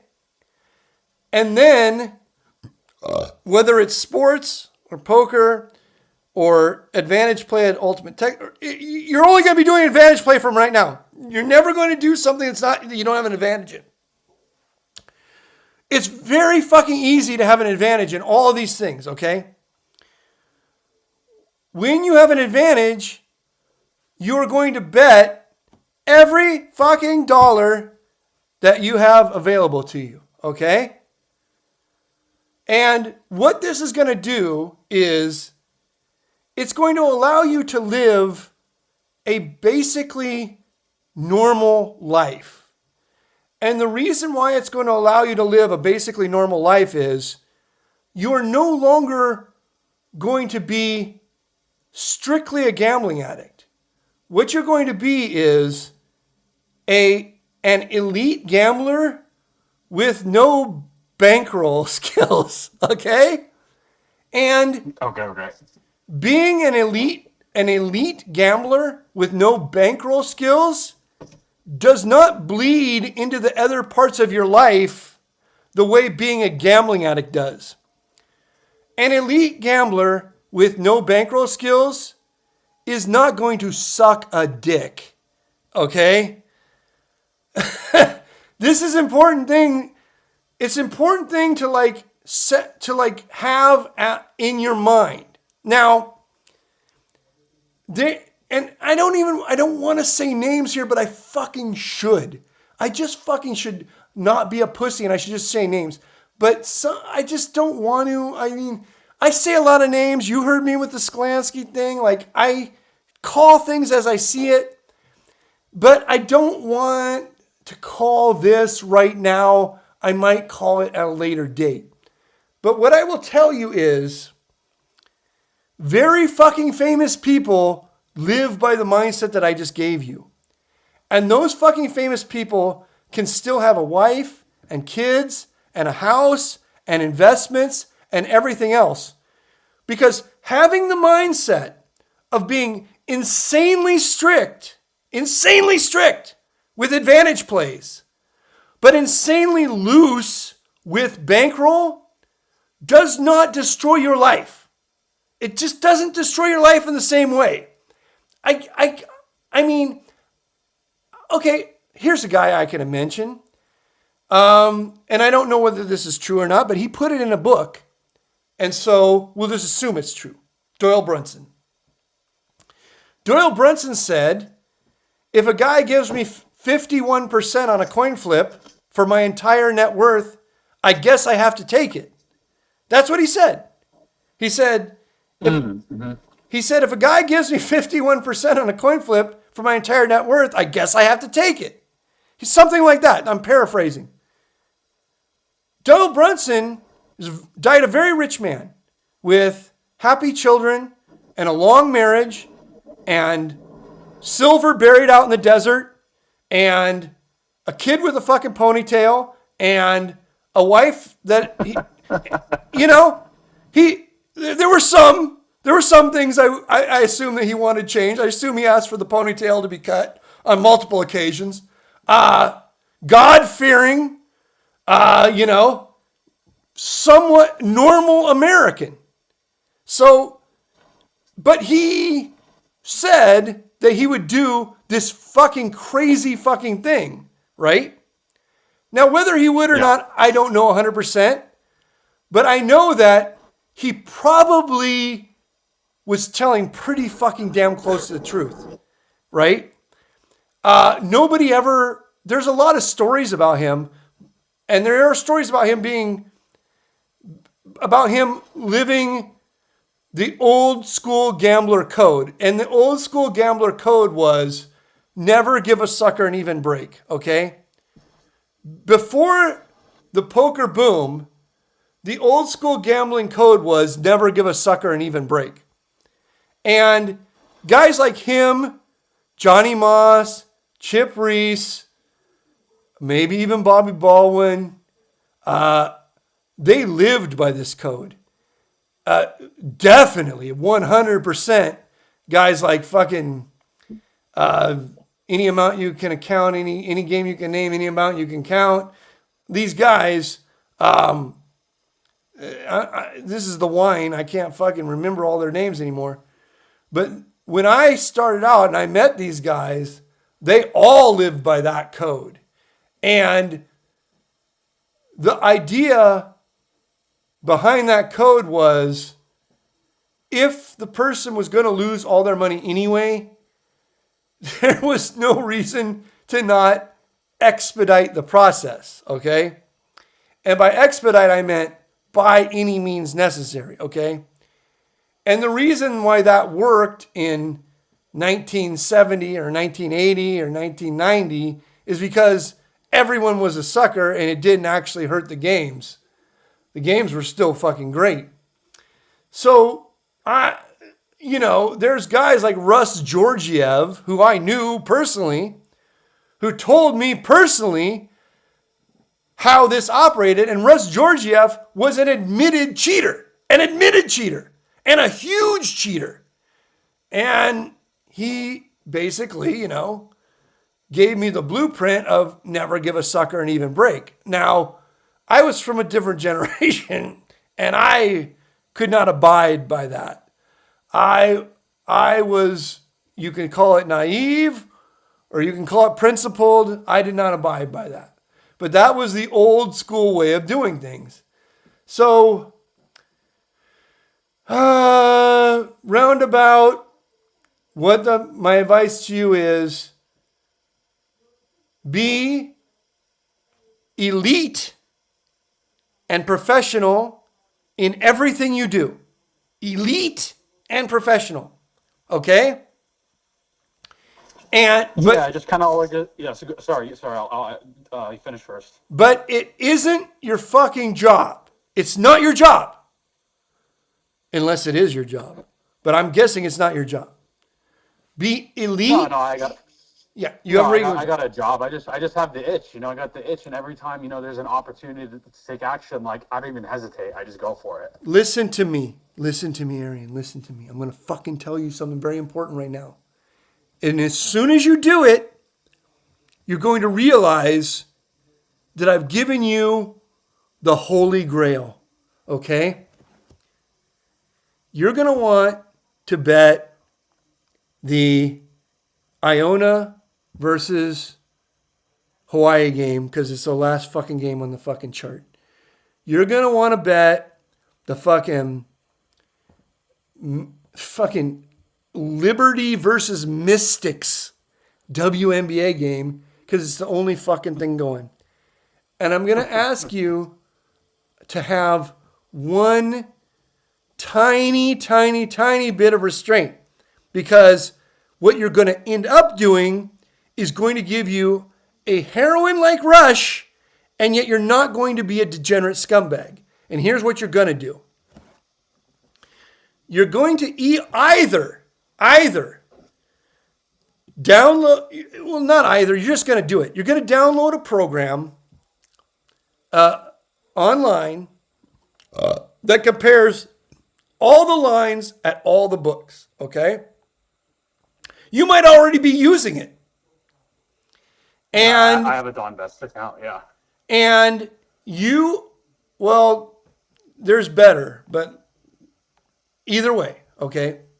And you are going to wait and save and scrimp until until one of the books has a line that's significantly out of place, okay? So you are going to look over all the lines that you have accounts on, and you're going to try and open as many accounts as you possibly can. And you are going to say, and one morning you're going to wake up, and it's going to be Indiana versus fucking Illinois, and basketball, and the over-under on every single fucking book is going to be 86.5 or something. I don't fucking know. 112. I don't even fucking know what it'll be. In women's basketball, men's basketball, it doesn't fucking matter. And one of the fucking lines, the over-under is going to be 132. And then you are going to take every fucking dollar you have in the entire world that you can gamble with without being thrown out of your house or divorced, and you're going to put it on that fucking game. Okay? And then you can at least have a personal code. Now listen to me. This is very fucking important, and other fucking gambling addicts should listen to me here, or people who might have a gambling problem, or people who just think they're gambling too much, or whatever. The most important thing in the gambling world, and you gotta listen to me here, is I've been in the gambling world for a fucking long time, okay? Decades, many decades. The thing that helps you through good times and bad, taking bets, paying bets, giving credit, taking credit, starting games, ending, whatever, everything I've fucking done. The thing that sustains you, and even through my business life, my personal life, my marriage, everything. The thing that sustains you is a personal code. And if you do not violate your personal code, you can still be a success while also having a problem. So what I like it. No, it makes sense. It makes sense. What I'm telling you here, sir, is I'm giving you a personal code. I'm asking you to adopt that personal code, and I'm asking you to never break that personal code. And the personal code is you never take a bad bet under any circumstances. But when you have a good bet, you're free. You're free to be an idiot. All right? Sure. Yeah, no, that makes sense. But speaking of that, just one last question before I hop off here. Okay. Like we know the Super Bowl's coming up, and I think the line is what, 4.5 for the Seahawks. Right. Either way. Do you actually believe when it comes to these lines, because assuming this number stays 4.5 until kickoff, Right. do you actually truly believe that it doesn't matter who you pick? It really is just a coin flip because the variance is so high? Or do you actually believe that the books are trying to maybe trap one side or the other? Or do you believe it's a football game? It's completely, you can just flip a coin. Whatever happens, happens. No side actually has I can answer this. Oh my God. It's fucking Noodles. Noodles, answer I want it. to hear from the guy who remembers $1.18 hands from 25 years ago. I want to hear from Lyman who's taken bets and booked them. Okay, we're good. Experienced tens of thousands. First of all, if Air- you want to make any money on the Super Bowl, rule number one, bet live. Rule number two, here's your lock. Says the under 149.5. 149? Or Why? What are you seeing? The last I checked was 45.5. But Lyman, please continue with my question before I have the dude who doesn't know what he's talking about. Okay. I know what I'm talking about, buddy. Hey, listen. Noodles only knows about two things: betting sports and dice. That's right. And matter of fact, I'll give you a free pick right now. Take let's see. He has to look at his notes. Take Oklahoma live right now with points, and it will hit. Okay. Noodles. College basketball. Noodles. Give me a reason why Oklahoma live with points right now is a positive advantage bet. Because they're down by 17. The spread is basically one more basket, and there's still 15 minutes plus to play. Odds are solid. Kentucky. That's not a good reason. That's a stupid reason. Why? Because you haven't shown me why that line is wrong. Why is that line wrong? I watch lines. I don't watch the game. I just watch lines. Okay, then why is that line? For just as the same reason Oklahoma, as you say, could catch up, the other team could also pull away too. Okay, because they're minus 105 compared to minus 125. Okay, so Lyman, did you already give your Super Bowl pick? he gave his Super Bowl pick as the Seattle under first half, right? No. No. I meant your Super Bowl pick. Seattle. It's just under. Under in general. Under and heads, right? Correct. Okay, under. His picks are under and heads. It's too early to tell. All the money is going to be made live betting first quarter. Noodles. Why would you? Why noodles? Why is heads better? I have a hunch.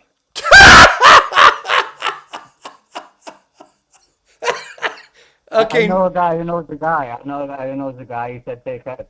Yeah, but that doesn't matter. Okay, I'm not. Yeah, but the guy does not miss. Guy does not miss. Okay, I know that your goal. I know that your goal is to get me to talk about this. I am not going to talk about this. All right, Arian, listen to me. Here's what I'm going to tell you.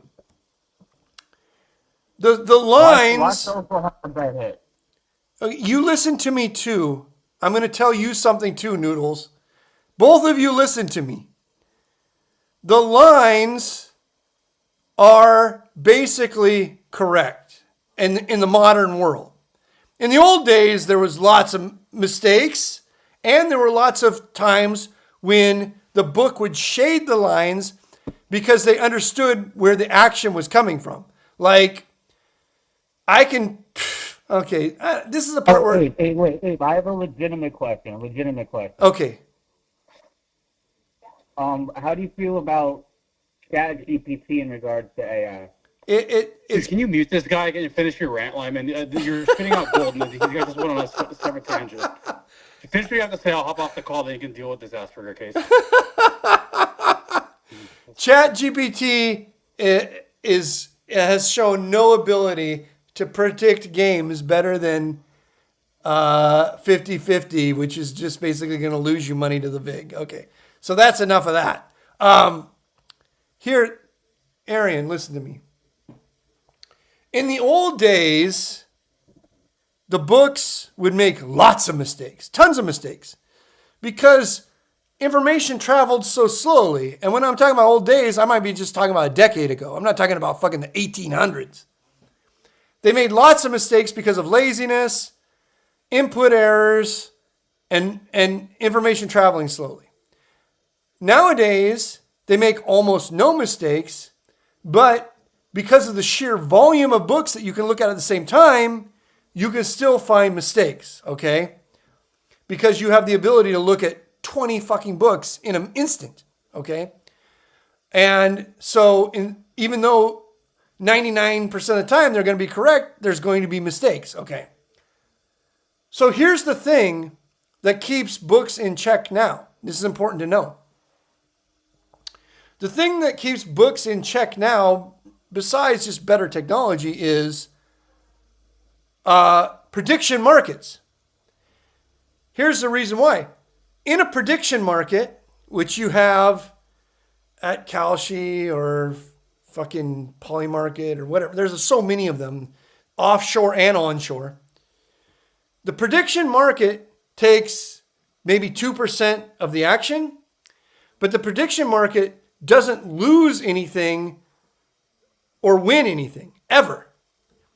So the sharp bettors come in and crush these prediction markets and force the number to where the number should be. So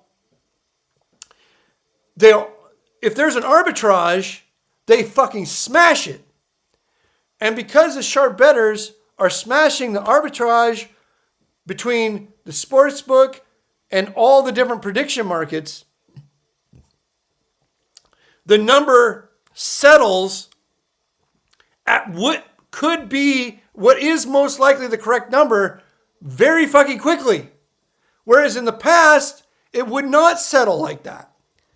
So if you wanted to find a sports book that was off, the best thing to do in a lot of circumstances is also have on your screen the prediction markets. So you can look at a prediction market that says one team's 66% to win and one team's 33% to win, and know that the odds are 2-1, and know that what that equates to the plus minus, and know what that equates to the point spread. And you can see if there's a book out of whack.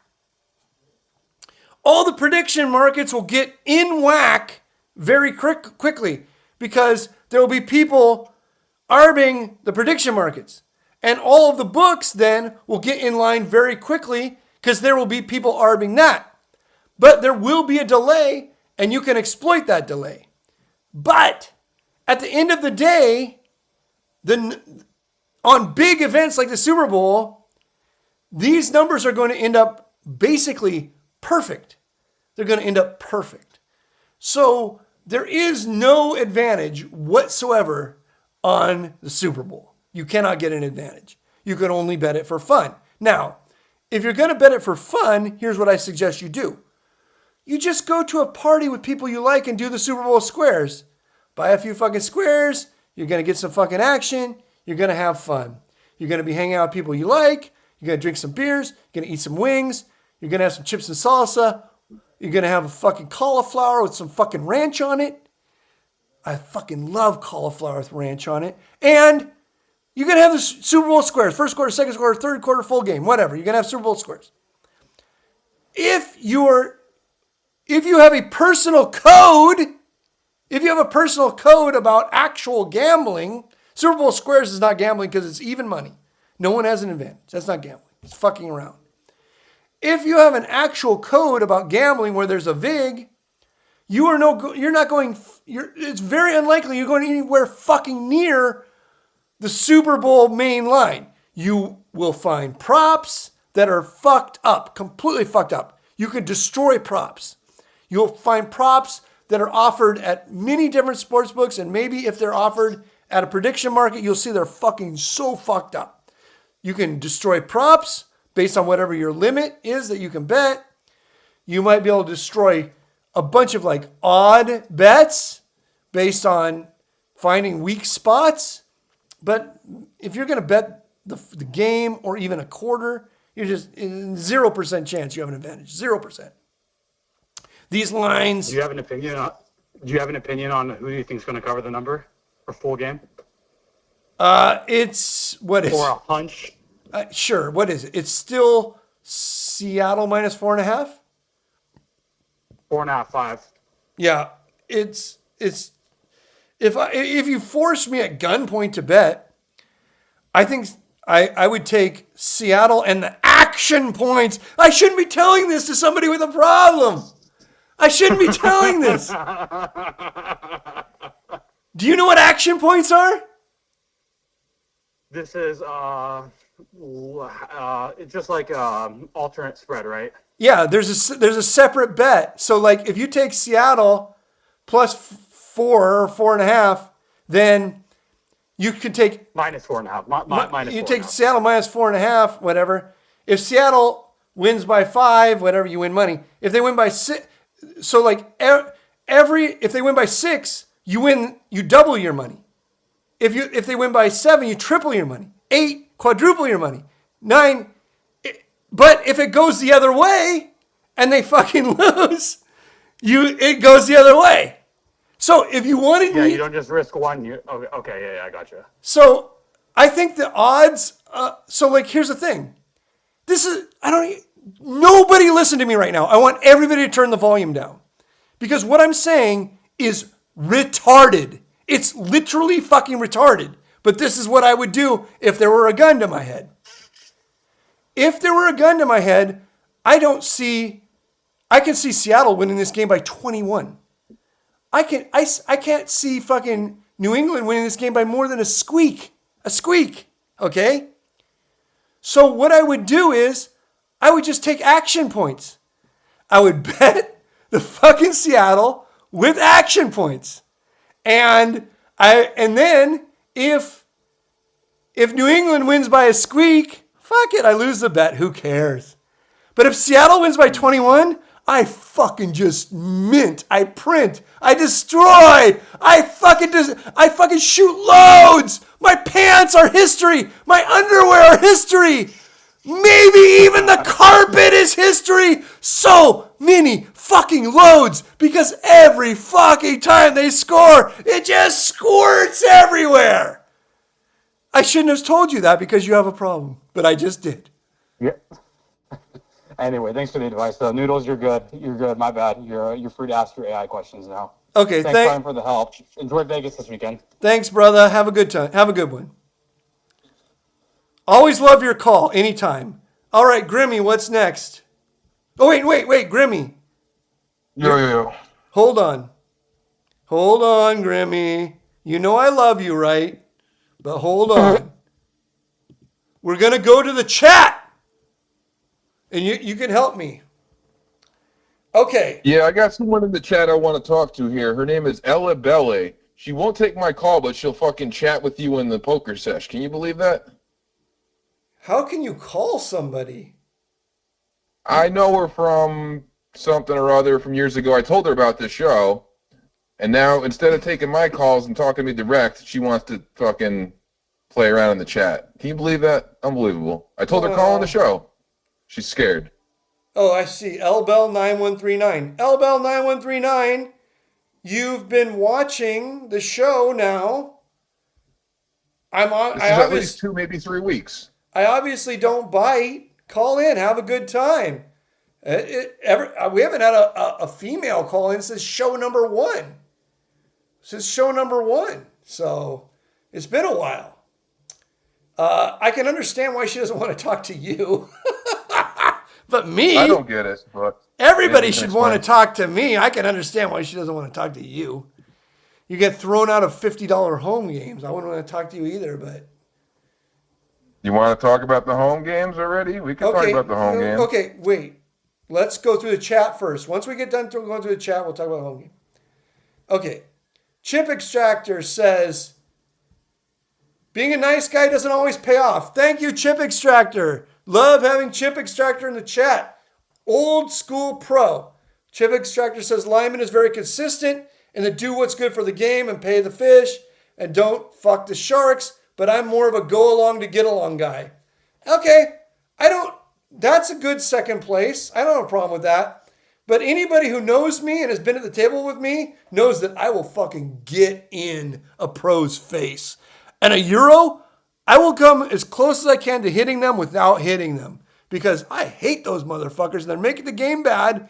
But I will only do it if the fish are on my side. If the fish are on my side, like if a couple fish start complaining about a euro or an Asperger pro, I will take up their mantle. I will lead them. I will become their general. And we will march into battle. And I will say everything that they maybe don't know whether they should say. And I will just fucking say it. Like, go the fuck back to butt-fuck Slovakia, you cocksucker. Nobody wants you here. I will say that. And I have said that right to a guy's face more than once. And people at the Commerce who are listening to this or will listen to it later will be like, yep, he very rudely said that to people's face more than once. All right. L Bell says, sounds like someone I know. I don't know what that means. EM70211, what says like, card room has a jackpot pool where one player has to make 4 hands, AA full of quads, straight flush, royal flush. This is hit every month and a half. What are your thoughts? Okay, EM70211, I think you're going to need to call in. I have no fucking clue what that means. Card room has a jackpot pool where one player has to make 4 hands, full quad. That makes no... Okay, maybe English is your second language. EM70211, please call in. I will answer your question. Whatever you fucking put in chat makes literally no fucking sense. No rules, only agreements, such gold. Been a fan for a while, but that mini rant you just had may be my favorite of all time. Thank you. My goal is to do your favorite rant of all time. Every show I have to better myself. Burial Investments says, why do I see poker games streamed where people open trash hands? Okay, Burial Investments. Here's the reason. There's multiple reasons, but here are some of the reasons. Reason number 1, because I used to own a poker stream, Burial, so I'm not just making this shit up. A famous poker stream, Live at the Bike, which is now Live at the Commerce. It was a famous poker stream when it was Live at the Bike, and now that's Live at the Commerce, it's complete fucking shit because they're morons. Okay, listen to me. Some people open trash hands because they fucking suck at poker. All right, that's number 1. Other people open trash hands because they want to be invited back. Here's number 3. Some other third people open trash hands because they are advertising. So because of those 3 things, being an actual fish, wanting to be invited back, and advertising, you're going to see more trashy hands opened in live streams than you are going to see in that same cash game. The exact same game if they turned off the cameras. Now, does that mean the game turns to shit when they turn off the cameras? No. The game just changes when they turn off the cameras. Everybody knows they're on the cameras. Nasty Business is in the chat. Nasty Business told me that he uncovered a cheating ring. Nasty Business in the chat, if you still believe that you uncovered a cheating ring, please call in and fucking tell me about it. Lilliputial Petrodactyl says, what happened to my last chat? I don't know, dude. I don't fucking know. I don't know what happened to your last chat because I don't have any moderators. None. 0. There are no moderators. You say, well, you're a moderator. No, I am not a moderator. I don't even know how to log into the chat. You could just get on there and just fucking say the N-word or say that I rape children. I can't do anything about it. Personally, I don't fucking care either. So nobody's deleted anybody's fucking chat. I don't know how the chat works, and I cannot get in the chat. Lyman, you are my favorite poker podcaster, says Patty Lopez. What happened to Trooper? You know what, Patty Lopez? And I'm going to be completely honest right now.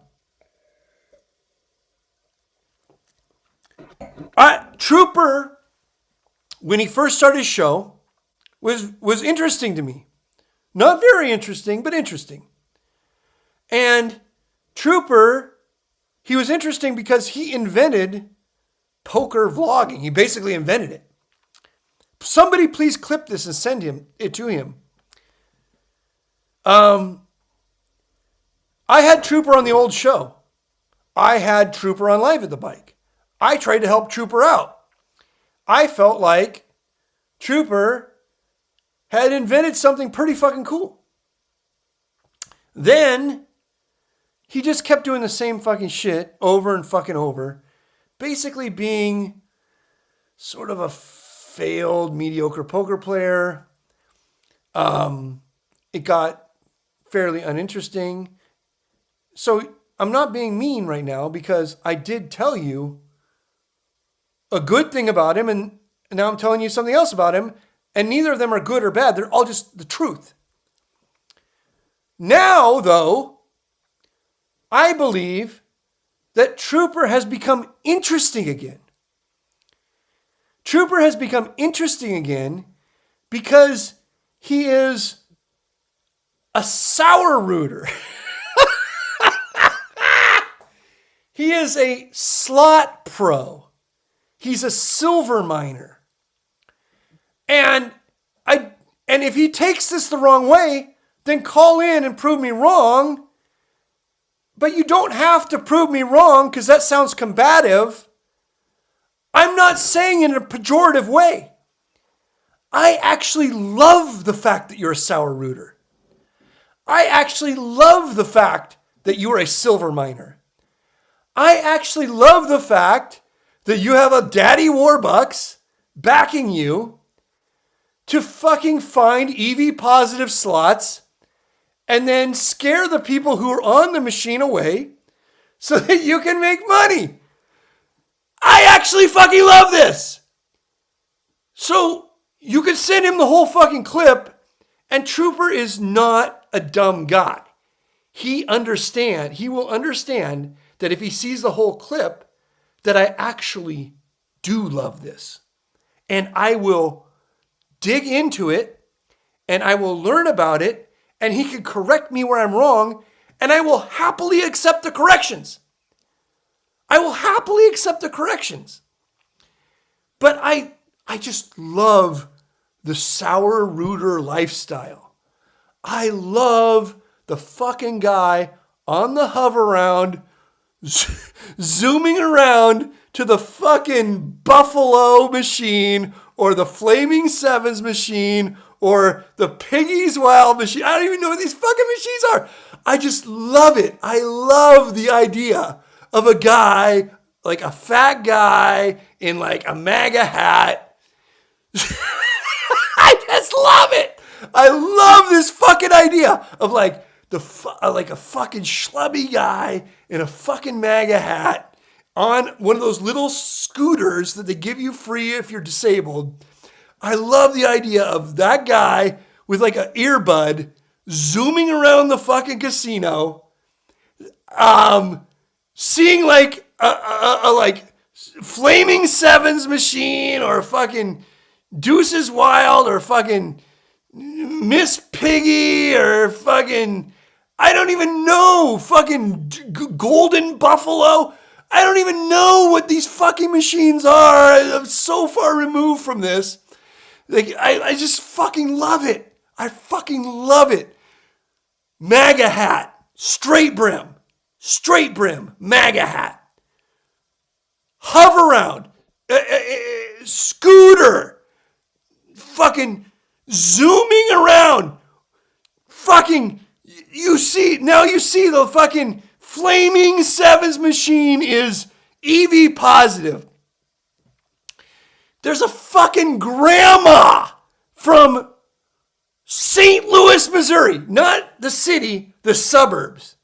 The suburbs of St. Louis, Missouri. There's a fucking 62-year-old woman from the suburbs of St. Louis, Missouri, and she's at the fucking Flaming Sevens machine or the Miss Piggy machine, whatever the fucking name of I wish I knew the names of the machine, because the actual names of the machine are way fucking funnier than the names that I'm giving them. Can somebody give me the actual name of one of these machines in the chat?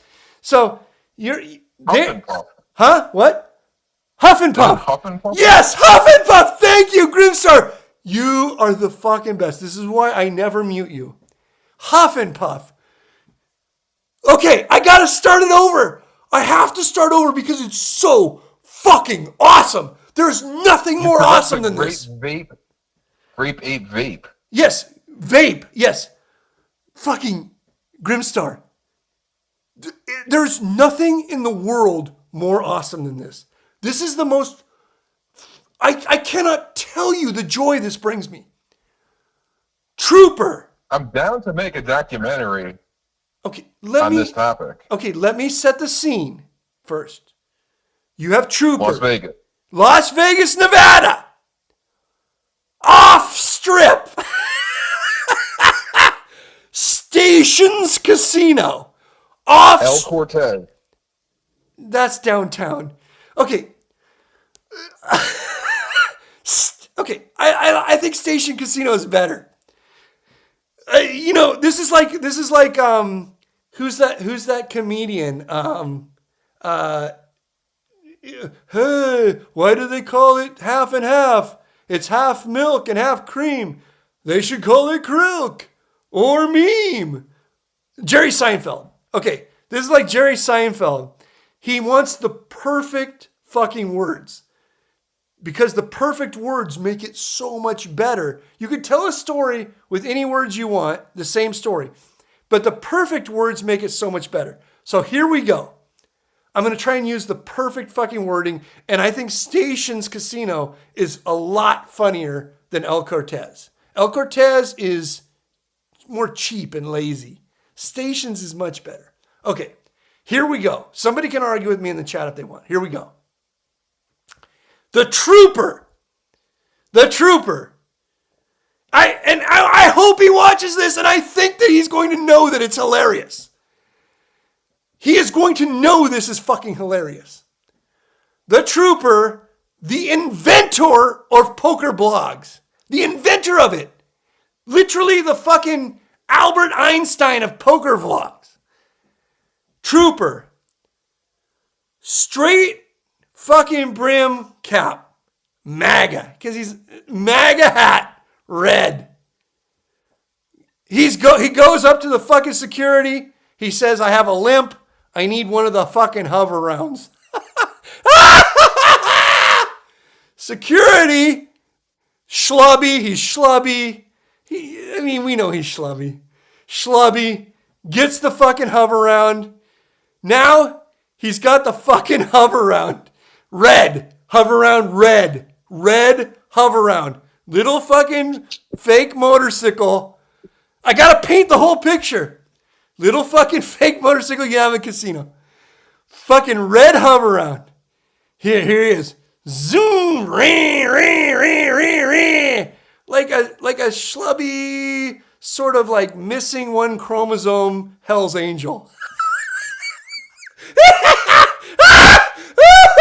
He's like a schlubby, missing one chromosome Hell's Angel. Zooming around. He's zooming around. Fucking goes by Flaming Sevens. Not EV positive. Black woman chain smoking at its fucking black woman chain smoking at the fucking Flaming Sevens. Not even Stations Casino. Zooming around. Then fucking zooming around. What's that? Oh, you know, fucking you got to fucking golden bison. There's golden bison machine. Golden bison. Fucking old fucking Asian guy with a fucking with the mole with the long hairs. Old fucking Asian guy with the mole with the long hairs. Golden bison machine. Not EV positive. Maybe a tiny bit. Okay, it's a tiny bit. I'll call my backer. Bling, bling, bling, bling. Hey, Mr. Warbucks. I'm sitting at the fucking golden bison machine. The progressive jackpot has hit $83.40. Should I scare an old Asian guy with a fucking mole with long hairs growing out of it? Should I attempt to scare him from the machine? Mr. Warbucks says, no, it's not worth enough money and you'll never scare that guy from the machine. Impossible that you'll scare that guy from the machine. Why are you wasting my time? The next time I see you, I'm going to slap you in the fucking face, you fucking bitch trooper. If you fucking bother me again one more fucking time with that fucking bullshit, the next time I see you, you have no fucking teeth left. Click. Okay. Trooper, downtrodden, sad, schlub, sagging, MAGA hat, not as stiff as it was. Drooping MAGA hat, not as stiff as it was. Now, he's still on the fucking hover round. Zoom, zoom, zoom. Hover round. Zoom, zoom, zoom, zoom, zoom. Then he fucking turns a corner at the fucking Stations Casino right next to the Pan Fry. Right next to the Pan Fry. The world famous oyster bar and Pan Fry. He fucking takes a left turn right next to the world famous oyster bar and Pan Fry, which is delicious, by the way. Fucking delicious. And there it is.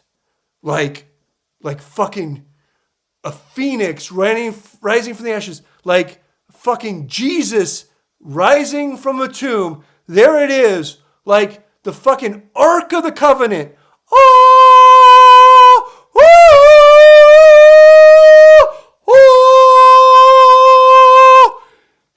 The fucking brim of his mega hat stiffens. It fucking stiffens. Rock hard. Straight brim. Fucking straight brim. What does he see? What is in front of him? What is the visage? It is a huff and puff machine with the fucking progressive jackpot is $3,450 and it's EV positive. It's all fucking positive. And he's like, holy fucking shit.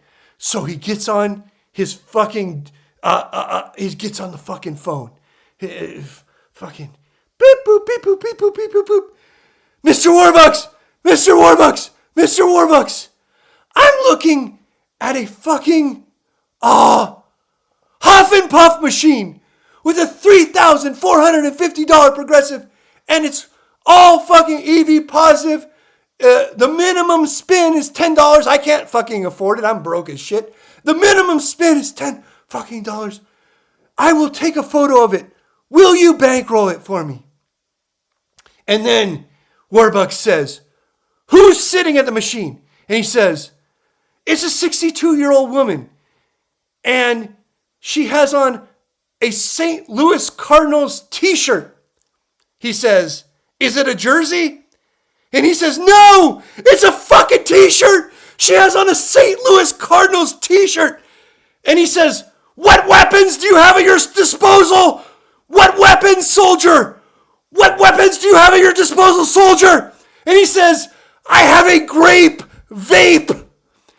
I have a vape pen that blows disgusting, toxic grape steam. And Daddy Warbucks says, release the vape! Release the grape vape! I am bestowing upon you $1,000 in bankroll to crush that machine! And then, Trooper, stiff brim, perfectly stiff brim, MAGA, shining, glorious, schlub, lifted, as if he is Christy Gnome, glowing, glorious, orange hue. Zoom, zoom, zoom, zoom, zoom, zoom, zoom. He rides up next to the woman in the St. Louis Cardinals t-shirt, takes out the grape vape pen, a majestic puffin, blows it in her face. She recoils. Sir, what are you doing? And he says, this is Trump's America, you fucking bitch. I can grape vape wherever the fuck I want, and I'm disabled. He takes another majestic fucking puff, blows the disgusting chemical-filled grape vape in her face, and she departs the machine. She is vanquished from the land. And then Trooper, in his majestic triumph, sits at the machine and proceeds to lose $1,000 before hitting the jackpot.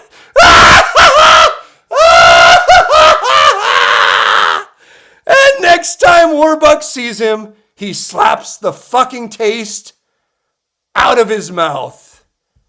End scene. Bravo. Thank you. Until next week, this was Pokersesh. Are you serious? I waited 2 hours for this. You got to hear that story. You got to hear that. Are you not entertained? I had some home game questions. Fuck that! You got some of the greatest entertainment in the history of podcasting. Are you serious?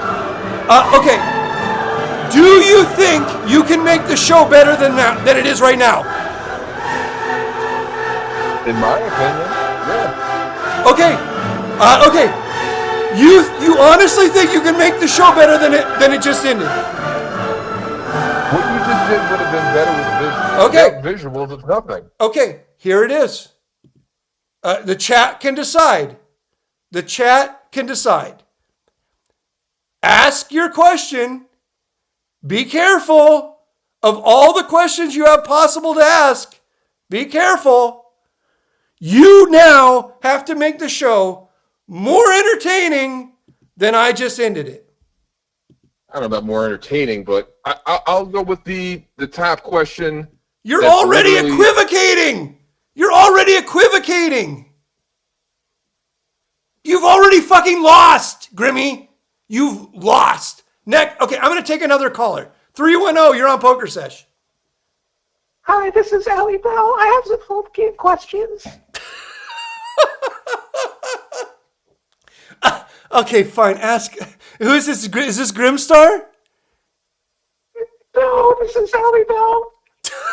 I'm a toxic star. Okay, ask your question, please. That's all I got.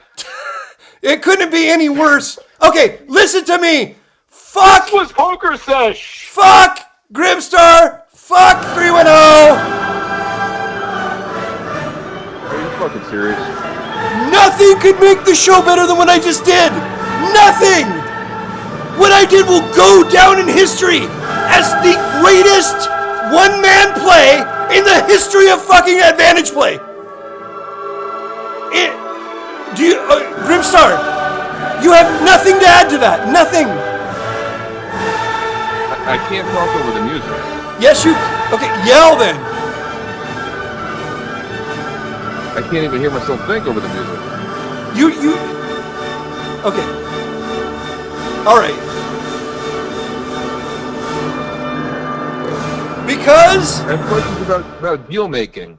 Okay, because I am a benevolent God. And we're in overtime now, by the way. We're in overtime. It's 8:09 p.m. Okay. Add 3 hours to this coast. I don't. Yeah, you get to. Okay. Okay. People in the chat. Okay, Lilliputian Petrodactyl, who annoyed the fuck out of me earlier when he said like that something I was saying was Trump-like, which is fine for you to say that, but you have to give some proof. But now he's even getting more annoying by saying let Grim ask his questions. Is this a friend of yours, Lilliputian Petrodactyl? Never heard her, Matt. Okay, Grim, I am going. Yes. I am going to give you a chance right now to ask a question, which is better than the Lilliputian immigrant rants. Okay, listen to me, Lilliputian. I'm not saying shoot them in the head. I'm not saying put them in prison. I'm saying on immigrants, and these people aren't immigrants, by the way. These people are going back to their home. They're just here on a work visa or vacation. They're fucking lying. They're lying that they're here on vacation, and then they're playing poker. These fucking people, if they're here seeking fucking asylum, or if they're here washing dishes or cleaning toilets or mowing my lawn, I have no problem with that. It's not even illegal for them to fucking come here and lie and say they're on vacation and play poker. I'm not saying they should be shot in the head. I'm not saying they should be put in a prison camp. I'm saying they're fucking annoying, you dipshit, Lilliputian. I'm saying that they are fucking annoying. Annoying. Trump doesn't say that these people are annoying, that the guy washing the dishes is annoying. He doesn't say that the guy mowing the lawn is annoying. He doesn't say that the guy cleaning the toilets is annoying. He says that they're fucking criminals. He says they're rapists. He says that they're murderers. He says that they need to be sent back he says they need to be put in a fucking concentration camp in America surrounded by alligators and then sent back to a prison in a country that they don't know anything about. He's not saying they're annoying. He's saying they are hardened criminals. I don't give a fuck. I'm just saying these people are annoying. I'm just saying they're annoying. Okay? Thank you. Fucking A, Lilliputian. Fucking use your brain. Come on. I like you, buddy. I like you. But use your fucking brain. All right. That rant gave Grimmy the time to come up with a question that is so fucking important that I couldn't end the show after the greatest one-man performance in the history of advantage gambling. All right, Grimmy, what is the question? It's your show. You do what you want, but I have a couple serious questions. I mean, I'll just go monetarily wise, the more important one here.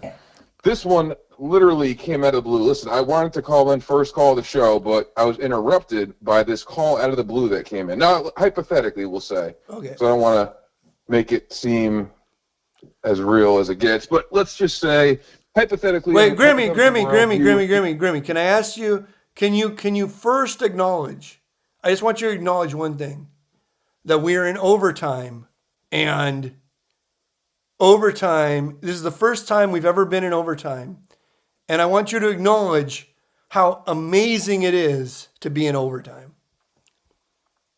Thank you, sir, for allowing me to join. Feel very all right, let's go. Get to the question. So listen, let's say hypothetically you did some, you said you've dealt 21 to people in the past, right? Right. So let's say hypothetically 5, 6, 7 years ago, you Had a buddy you played a lot of cards with. You gave him a little bit of a credit line he probably didn't deserve at the 21 table, and he stiffed your ass for 4-figure number.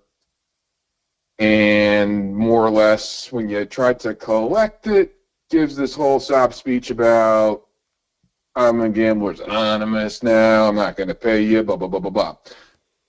I kind of write it off. We came to some silly agreement years ago. He threw me whatever, $100. I said, whatever, I'll get off your back. Out of the blue, 5-6 years later, you get a phone call from this guy. He says, hey, I know we haven't talked in a while. I want to make good on us. Because, part of my 12-step program is to make good with the people I've wronged. I'm like, oh, well, I appreciate the call, blah, blah, blah. How do you respond to something like that? Do you tell the guy, I want 100% every penny in interest? Do you tell him, oh, no, we're good? Do you meet halfway? I mean, I guess there's a lot of gray area aspects to it, but how do you respond to one of those situations? I'm wondering if I, quote unquote, played my cards hypothetically correctly in this hypothetical situation. How would you react to such a situation? Okay, here's what you say. You say, the first thing you do is outline the situation from your perspective. So you say to him, how much does he owe you? It was somewhere between, let's say, 2K to 3K range. Why? Probably it's back in the middle, probably around 2,500. Maybe he threw 100 of it many years ago. It's kind of foggy in my memory. I don't even know legally debt collecting. It doesn't fucking. This is not a legal debt collection. Jesus fucking Christ. So if it's okay, here I'm gonna help you. If it's between 2K and 3K, the answer is 3 fucking K. That's the answer. You get Every it? penny. You get it? The answer is 3K. All right. You get it? Well, I think the exact answer was 2,500. But yeah, so you're saying you want okay. time to play. Then why the fuck did you waste my time saying it's between 2K and 3K?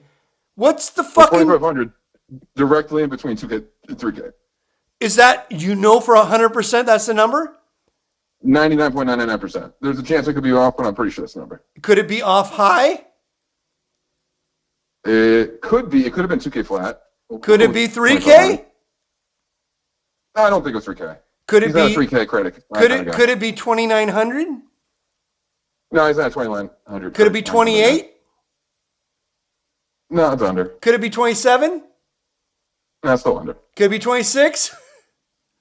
No, it's got to be under than that. Could it be 25? I think you hit the nail right on the head. Oh, Jesus fucking Christ! Jesus! Why me? Okay.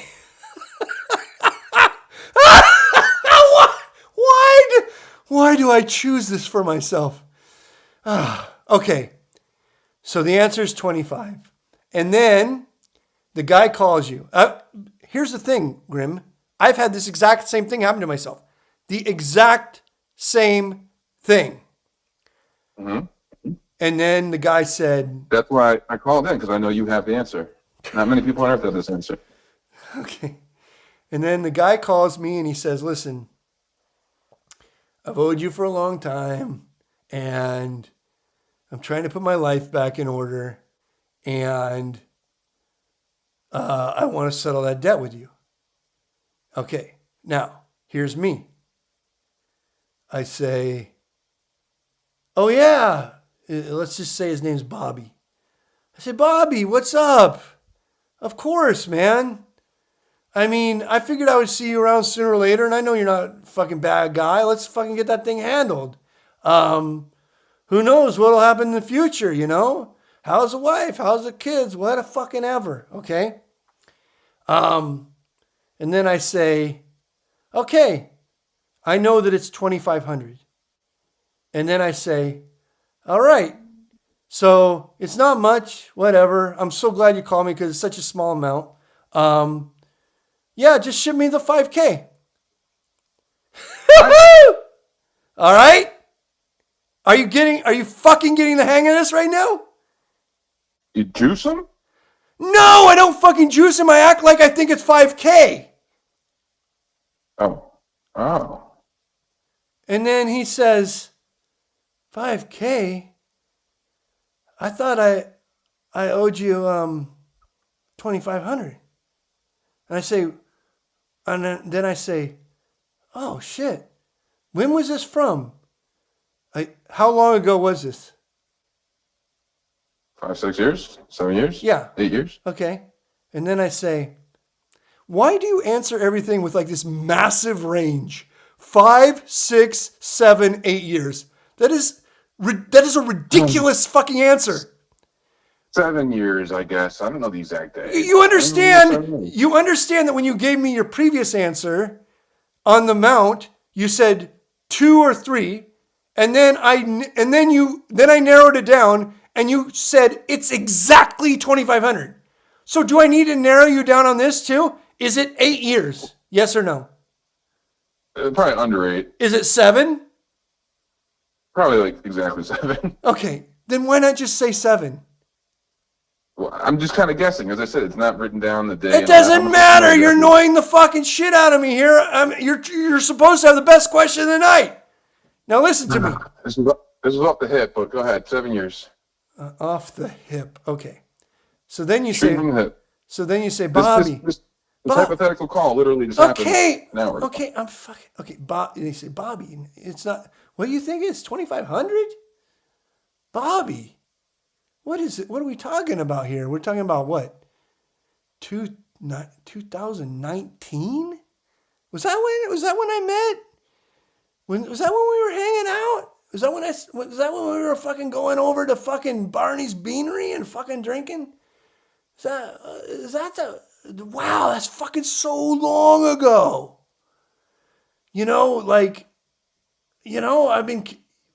Wow. I didn't even, fucking time flies. I've been carrying this debt for fucking 7 fucking years? Holy shit. So, yeah, 7 years. Seems like it should be like 5K by now. So something around 5K. How much, like, listen, buddy, I fucking love you like a brother. I obviously haven't bothered you in a long time. What do you think is fair? And then you just sit in silence. You get it? Make them throw the offer? Yeah. It ain't going to be 2,500.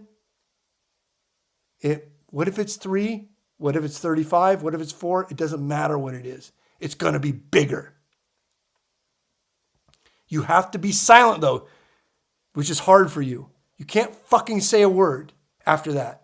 You replay this later because you need to get the cadence right and everything. All right. Then he gives you the number. Let's say it's just 3K. It doesn't fucking matter. This is fucking pennies from heaven. It's literal fucking pennies from heaven. Oh, Grimmy baby. You're right. It's been a long time. Maybe it's 3K. Whatever. That's fine, buddy. It's fine. That's fine. 5K was just a guess. It was just a guess. It's been so fucking long. I've been holding this so fucking long. Fine, buddy. Let's get back in the fucking swing of things. So I'll roll by, what, your house, your work? What do you want? I'll roll by the casino. I'll roll by there, what, an hour? 2 hours? We'll pick up the 3K and fucking have a beer, man. Watch the game. I'll meet you down at the fucking casino. An hour where we used to meet, Remember where we used to meet? Over there at the fucking Chesterfield? I'll meet you at the Chesterfield in an hour. Settle it up. Have a fucking beer. Then... Can I add some factors that make this impossible? No, no, I don't care about your fucking factors. You can... He's on the other side of the country. It doesn't matter. It doesn't matter. If you actually want the money, this is how it has to go. You have to find a way to just ask for it in 1 hour. Okay? It doesn't need to be the fucking Chesterfield. You could, if he called you from across the country, then you can say, well, oh, that's cool, man. Like, I'm still in this fucking. I fucking have crypto, fucking bank wire, fucking Cash App. Let's fucking take care of it. And more important than taking care of it, because that's fucking nothing to me. This is a penny to me. More important than taking care of it, because I love the fact that you're getting your life on track. More important than taking care of it is, let's fucking set up a time to meet and have some fucking fun, buddy. You're across the country, I'm across the country. Las Vegas is right in the middle. Or does your mom still live here? What's going on with your mother? Say hello to your fucking mother. She still live in Queens. Your mother still live in fucking Queens. When are you going to come visit? Settle up the 3,000. Yeah, we'll sell that up. Just send it to me right now while we're talking. Just send it to me. Here's my fucking number. And then the next time you're in fucking Queens, how's your fucking mother? Then the next time we fucking, you know where we're going to go? We're going to go down to O'Malley's. You remember O'Malley's? And we're going to fucking, just like the old days, brother. And you just need to lock in. What you got to do is lock in the time and the amount. You got to lock that fucking shit in. And then you just quiet. You got it? I can be quiet. Yeah. And then then what is he going to say? Beats me. Huh? Beats me. I don't know. What is he going to say? Nobody knows. But he's going to be under so much fucking stress because you're the best fucking friend he's had in his whole life. You realize that this motherfucker had to call his brother-in-law. And this motherfucker had to call his old business partner.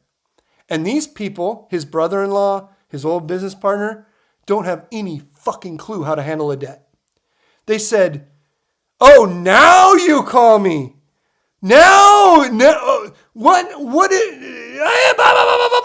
they bring up all the old fights they had. They bring up their old history. They bring up all kinds of nonsense. You just want to fucking go to O'Malley's and have a fucking beer. So whatever he says, no matter what he says, you just keep funneling it to you. Just funnel it to you. And this is the most important thing you need to remember. This is the most important thing to remember. If this motherfucker is calling you, because this happened to me more than once. If this motherfucker is calling you, you aren't the only call. Number one, there are multiple calls.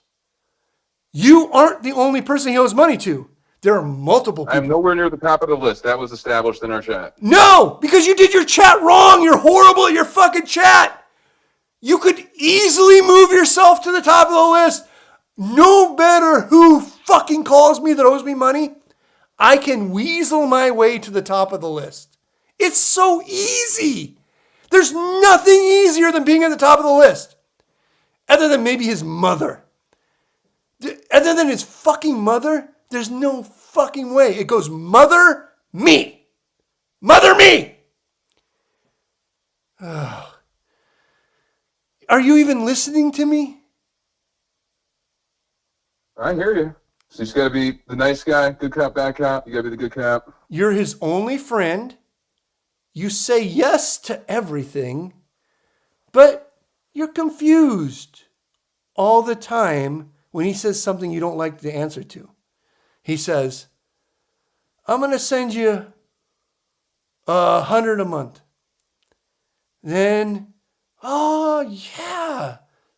Fucking A, what is that? Like fucking 3 fucking years? Okay, I get it. It is what it is.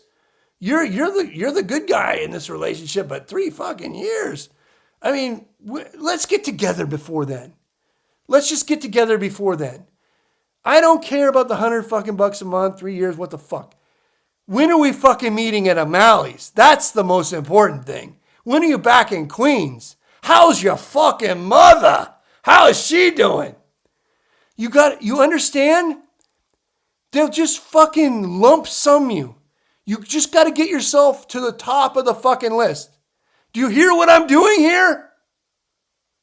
Yeah, you talk about his mother. You talk about the good times, the old times. You talk about the things that makes him happy, and you make believe that they aren't only not gone, they're not, it's not just that they're gone, they're coming back. And they aren't just coming back, it's going to be better than fucking ever. And then you're just confused by the amount. The total, you're confused by the total, you're confused by the amount he sends a month. But whatever. Yeah, whatever. Say hello to your fucking mother. Just, okay, fine, 100, I get it. 100, send me 100 right now.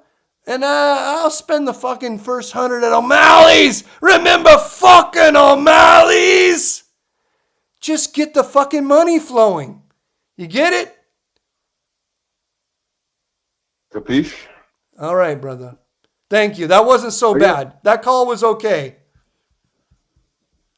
Yeah, I got another home game thing that just happened. I know, you're going to ruin it. You're going to ruin it. You had an okay call. I made it a great call, obviously. But don't ruin it. Save that one for next week, all right? It won't ruin it. And even if it does, it's worth it. Okay, here, I'm going to ask you a question. We're in overtime, right? Sir. Have you ever heard the story of the goose that lays the golden eggs? Yes, sir. That's a Mother Goose fairy tale? Yeah. What do you not want to do to the goose that's laying golden eggs? You do not skin them. You don't slice it open. You don't try to grab more eggs. You say to yourself, I've never done overtime before and I just did it just now. You say to yourself, that fucking goose just laid a golden egg. And then what do? You skin them and cook them and eat them. Oh, just get the fuck out. I'll take your fucking question next week. I can't take it anymore. And by the way, Grimmy, call in on time next week. Don't call in a fucking half hour later. Having a hypothetical talk. Call it, Grimmy, call in on time next week. You hear me? All best. And tell your... Might happen sometimes. And next week, we're going to check on fucking Noodle's picks. And we're going to see if Noodle's picks were correct. I'm all in on heads. All right. Thank you. All right. Thank you.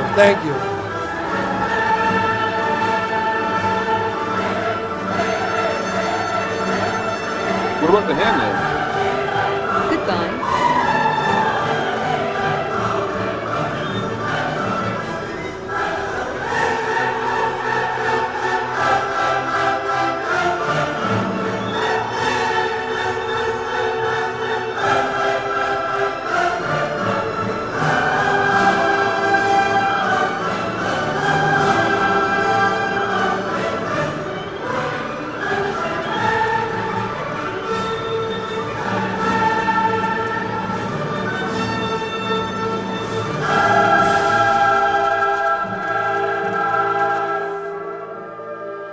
Thank you, everybody, for joining Pokersesh tonight. I hope you got your money's worth, which is fucking zero.